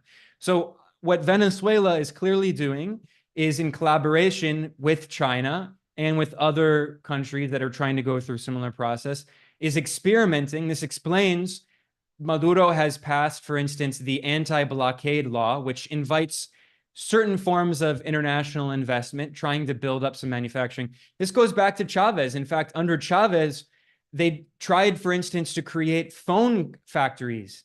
And I'm sure other people here, especially Diego, can speak more to this. The attempt to create cell phones in Venezuela, recognizing that they need to diversify their economy. This ultra-leftist idea that they simply just, nationalize everything and magic, they have socialism. It's not a scientific view. It's not a Marxist view of understanding that Venezuela, the Bolivarian Revolution, inherited this very uneven economy that was entirely reliant on exporting raw materials.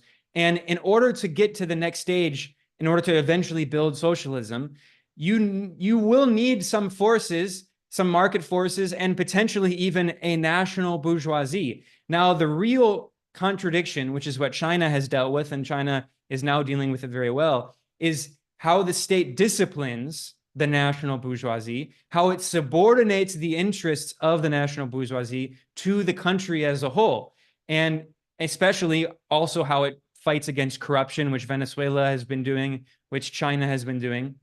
I mean, these are complex issues, right? But there's this idea, this ultra-leftist idea that the biggest problem in Venezuela is the existence of a bourgeoisie. Well, I think what actually Venezuela wants is much more of a national bourgeoisie and much less of a comprador bourgeoisie, these international capitalists who they don't produce anything. All they do is import. They have import companies that import from the US and wherever. They don't contribute anything to the productive economy.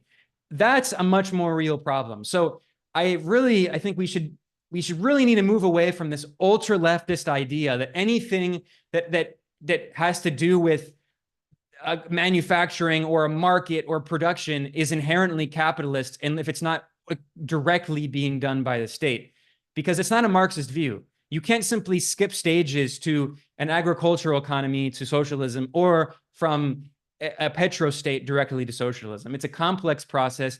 The most important thing is that the PSUV, that the Bolivarian Revolution, that the socialist forces maintain in control of the state firmly and have the power to discipline the national bourgeoisie. If they lose that power and the national bourgeoisie is able to actually determine the direction of the state, then that's the real problem. In China, they've been able to prevent that. And I think Venezuela is going through a process of maintaining that discipline, but also trying to diversify its economy. It's very complicated. It's very hard. But if the PSUV and Maduro lose power, it's over. I mean, there absolutely is no so-called left alternative. It's childish, it's infantile. And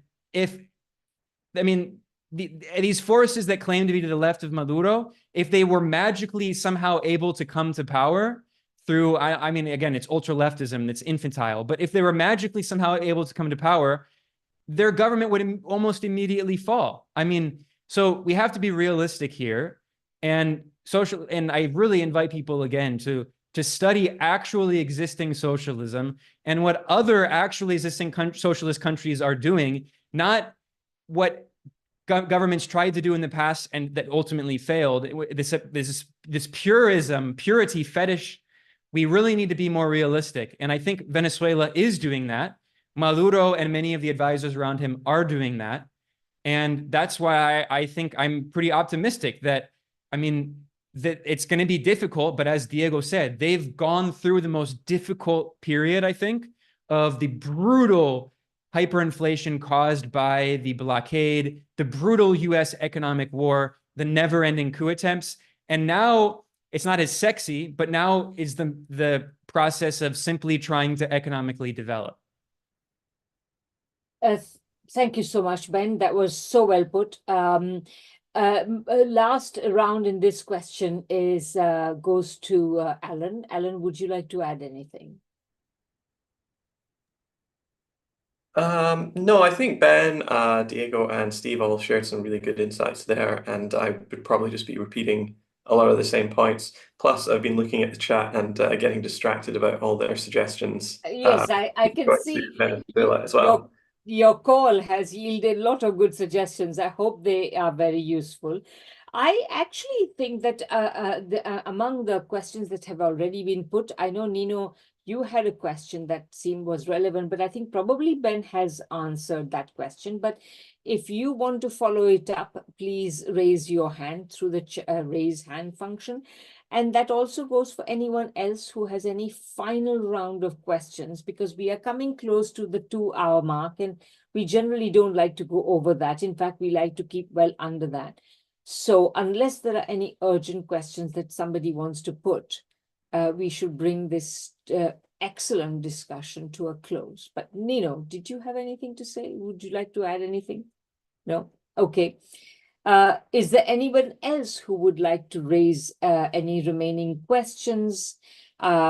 People have shared excellent resources in the chat, and I think everybody should be able to copy the chat for themselves. And if there can are I no... ask? Yes, Is of course, it Ben, please go permissible? ahead. Can I ask actually Diego and maybe Steve as well? Sorry, Alan. I mean, all love to you, but just because of their expertise, maybe Diego, can you talk about the attempts that we've seen in the recent years with the anti-blockade law and others to diversify the economy away from oil?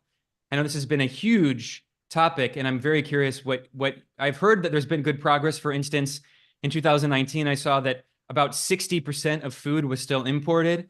And now I think it's the opposite. I think now 60% is produced locally and 40% is imported. So that's an important step toward food sovereignty. I'm wondering if there's been other parts of diversification of the economy. So I'll go Diego and then Steve and anyone else, and finally anyone else who might want to add anything. But go ahead, Diego. Thank you. Sure. I mean, it's a key question. It's not enoughly developed in general. I mean, from a I don't know, a more thoroughly responsible perspective, if you check out what has been written around, we tried in Admisión Verdad to do our best regarding that case. There are many in Spanish, I'm sorry, they haven't been translated yet, but although Orinoco Tribune has some of them.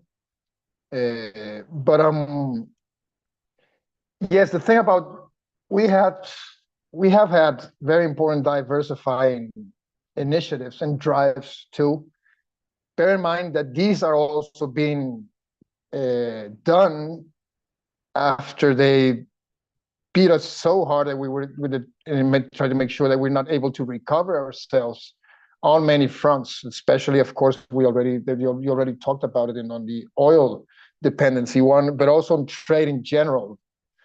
Still, there are many. Yeah, Ben, you talked about the food aspect, and yes, this is very important. If you take, I think you are all aware of the CLAP program, which is a very well organized, cheap way to access to food, to some staple foods, and which are a very important part of the Venezuelan diet, such as corn flour, pasta, which we eat a lot of here also, and some other things, canned goods, sometimes cooking oil, sugar, powdered milk, whatnot. And actually, Ben, it was even higher. We're going to publish something about this soon, but it was even higher, the percentage of foreign produced and processed food back in 2017 was actually around 90%, 92%, if I'm not mistaken. I mean, most of the products were Mexican, Brazilian, even Guyanese, and Turkish afterwards, that became part of the CLAP bag. But this started changing, especially after, I think during 2019 on, and the percentage was actually inverted, just as they just said. I mean, especially with corn flour being one of the most important ones, and also on a small agricultural level, on a small diet level, and access to. It has always been the case, even during the worst part of the sanctions, we had access to, I mean, for example, I don't know, plantain, some vegetables and grain that were already produced in Venezuela. So in that sense, That was never out, and it was very important. Then things started to change, and yes, for example, agro industry had a very important boost, and also support from many countries such as China, Russia, South Africa on the whole production change of value process. And you also have, because I actually worked until February or March on a very strong, heavy rural area on conflict resolution, by the way, in the Barinas state, and which is a major cattle producer state, one of the most important on the supply of meat nationally. We have issues in export and imports. I mean, and how to import meat. That's another whole other discussion. But that's also something that it has seen a very important strengthening. Also, think about other aspects. That's regarding the food one, but also think about, yes, I think for the last 2-3 years, the tax revenue has been higher than the oil one.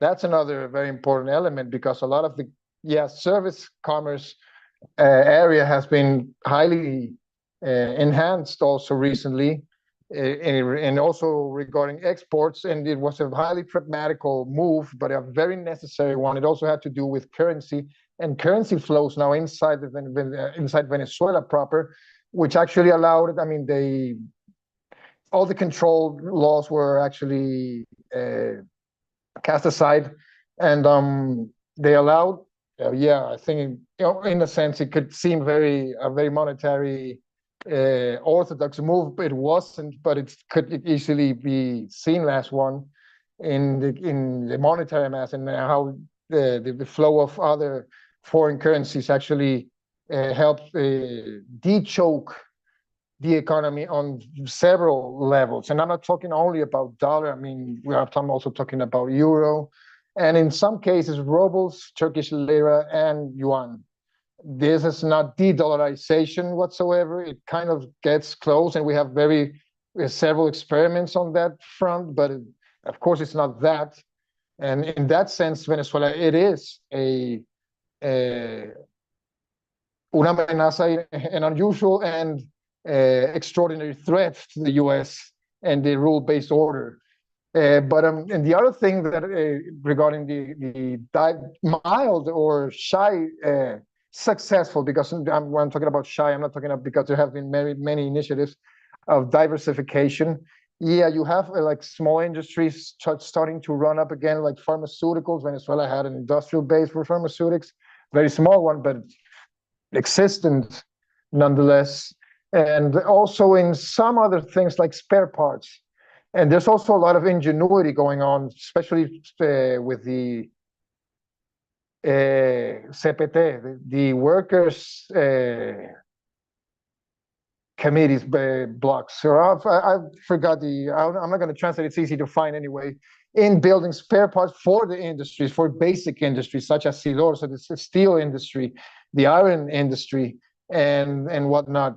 And yes, also you can think about in foreign trade. You can also think about a primarization of commodities in general, which is thank you, Francisco. Yeah, workers' production committees. That's it. That also has seen a very important opening in the last years, which also contribute to this diversification. I insist that it's still pretty mild, and also I insist that their effects in life are not that easily to perceive. I mean, for common people, sometimes all this expositions and charts that the government shows about the recovery, which are absolutely true. I mean, this is not biased by any metric. Sometimes they don't translate themselves enough for the population, because of what I said before, because about the salary thing and the local currency thing, and also, yeah, I think, and we have to address this too, the whole PDVSA crypto scheme of corruption, which was a massive conspirational, disgusting, miserable plot by a very well-known methodical asshole, and now I'm finally happy to call him that way because that's what I thought of him a long time ago. I'm talking about Tarek El Aissami and his cronies, which basically also had a very hard impact on the recovery of the salary and the value of money in Venezuela, of the Bolivar as a currency. So that also like evinces one of the, at the same time, one of the symptoms of recovery, and of course the symptoms of distortions that you can also perceive in the measures that Venezuela had to take. None of them nice, I guess, because we're also fighting with the one hand, with another one, with the other one tied to our back. The most corrupt element of all this, which is sanctions itself and foreign intervention, of course, and also vendepatrias in general. And I don't think I have to translate what vendepatria means, which is part of that comprador elite, yes.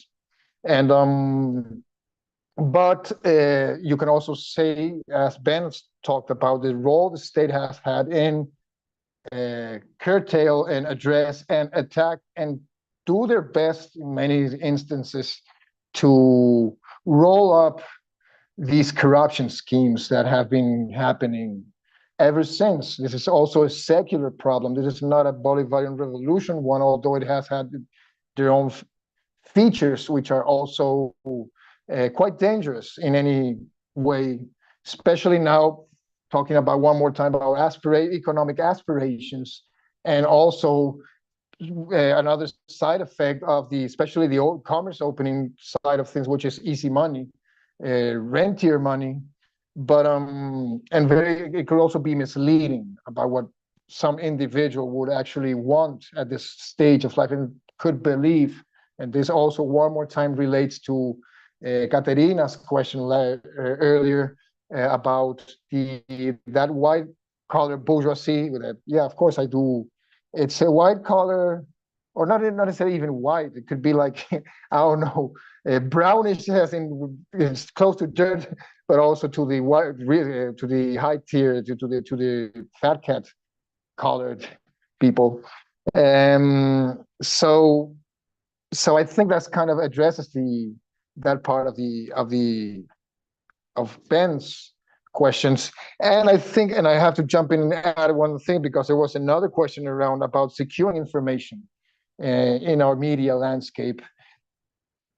It's, yeah, I don't know, yeah, there are very measures and then sometimes heavy-handed measures that have been taken. Of course, they're not usually good PR on some areas, such as, blockading some websites or whatnot that have, of course, they're not that successful in general. I mean, not even myself follow it if you need to actually go check any of those resources that are around. And also, mind you, that it all runs mostly on the social media landscape, which is it's a whole different ballgame of what we were used to here in the media landscape. I don't think the media in general have the same place they used to have, and you can compare that to the 2.0, 3.0 discussion that daily goes on, and how it actually stimulates and reaches other elements of perception, even more immediatist and faster and more aggressive and more emotional above all, and also very well able to turn the screws on very specific well-studied aspects of the human mind and soul in this case. So it's a very different ballgame. It's really hard to confront, and we have not been the best in general historically on the communication fronts in general. And I think we haven't succeeded that much either at this point. This is an autocritical observation, of course. I'm not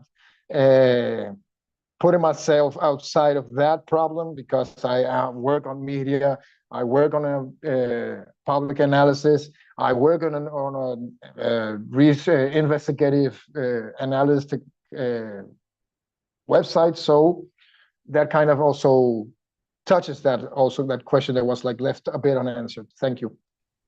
Thank you very much, Diego. Steve, I think we have time for any intervention that you have to make, but after that, I will have to bring this to a close. So go ahead, Steve. Okay, I'll keep it brief. With regard to Ben's question and also his comments, I think the epicenter of the alliance between the Chavista government and the so-called national bourgeoisie is the countryside, is agricultural sector. And the champion of that alliance, more than any other leader, is the Minister of Agriculture, Wilmer Castro Soteldo, who participated in one of the 1992 coup attempts against the government of Carlos Andrés Perez. And as Minister of Agriculture, he I think is the only Chavista leader that I know of who uses the term revolutionary bourgeoisie. But this is in line with what Ben was saying about the fact that the bourgeoisie consists of different sectors, and they can't be all lumped into one sector that is characterized or described as the enemy, as the adversary, because it's much more complex. Ben used the term disciplining the national bourgeoisie. I think that's an appropriate term. And another term that I use is the strategic alliance as opposed to a tactical alliance. And I think that there's a distinction that has to be made between the strategy of the 20th century, much of the 20th century, at least up until the age of globalization in the 80s, of a strategic alliance in which there is a bourgeoisie that plays a fairly stable role in terms of a new stage, which is an anti-imperialist, but not necessarily socialist stage. That concept of a strategic alliance, I think, has to be replaced, at least on the basis of the Venezuelan experience and the experience of other progressive governments in Latin America, specifically Bolivia and Brazil. I think the alliance is more of a tactical alliance.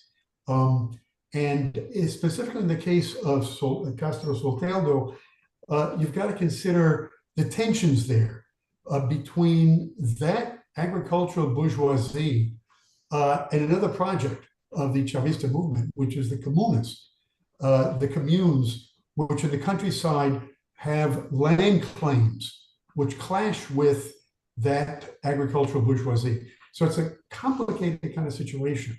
I think that the experience of Venezuela has to be analyzed, and I agree with Ben that the ultra-leftist view that the bourgeoisie is the enemy and nationalization is the panacea, I think has to be replaced with a cold, objective analysis of what's taking place, in this case, in the countryside of Venezuela.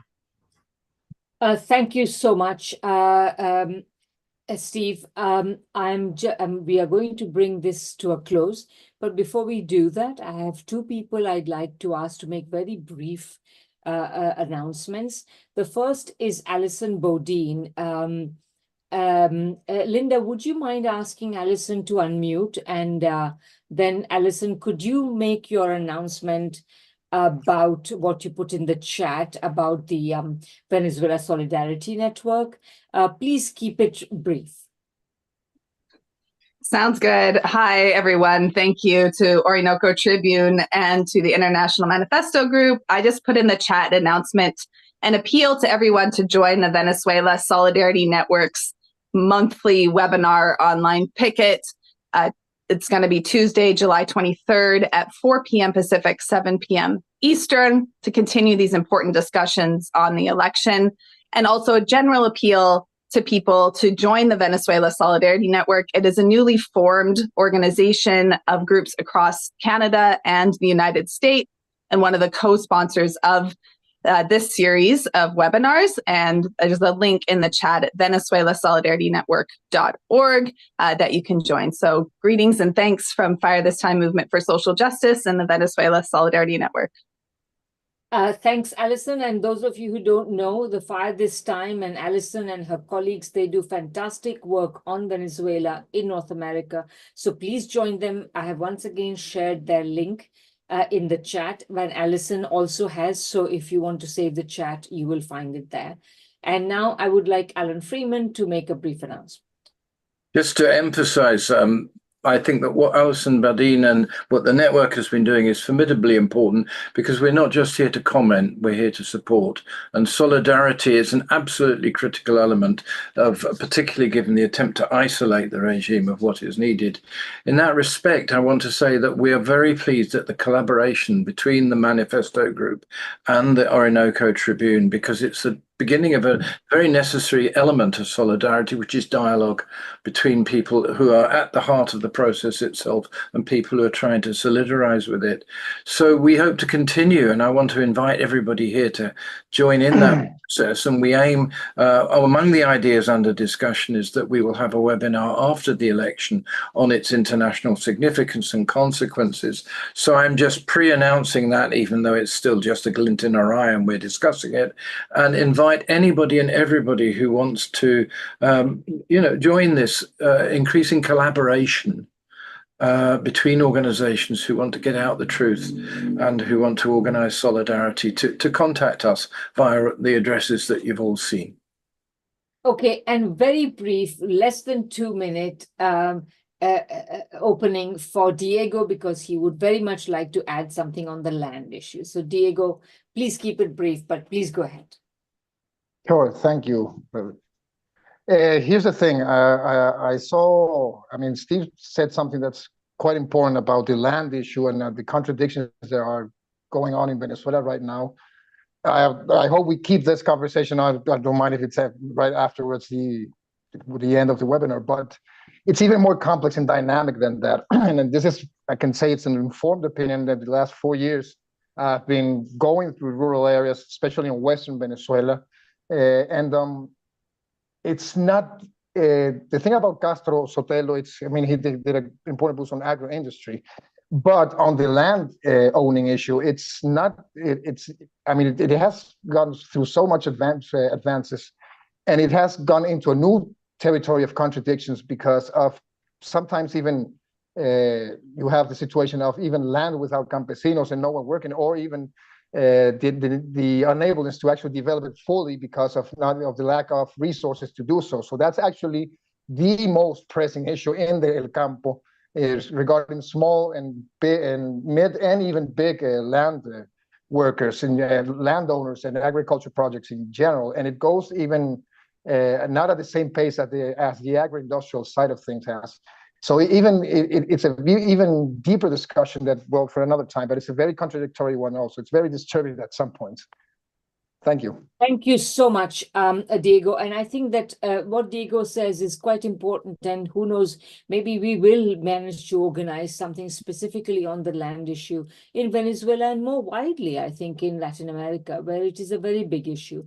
So, and a very complex issue, I think, as Diego says. It's not just a question of land reform or anything. It has to go deeper than that. So, on that note, though, I think this has been a wonderfully rich conversation. Thanks to all the speakers, Alan, Steve, Ben, Diego, thank you very much.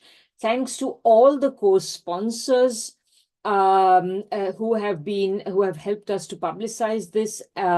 I would also request the co-sponsors to make sure that the video of this is further publicized, because it can also be watched after the event. So please help us in doing that.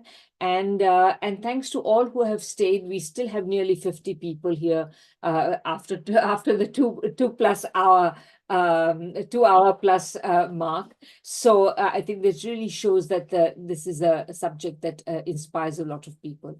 So thank you very much, and we will be taking a break during August, but the International Manifesto Group will be back with its webinars in September. So please watch out for our notifications. Thank you very much. And by the way, please check us out at www.internationalmanifesto.org.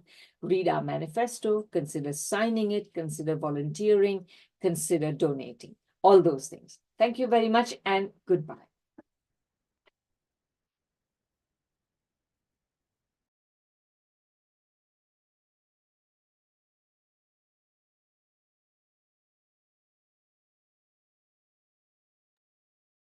Okay, I'm going to end it now. Okay. think everybody is leaving.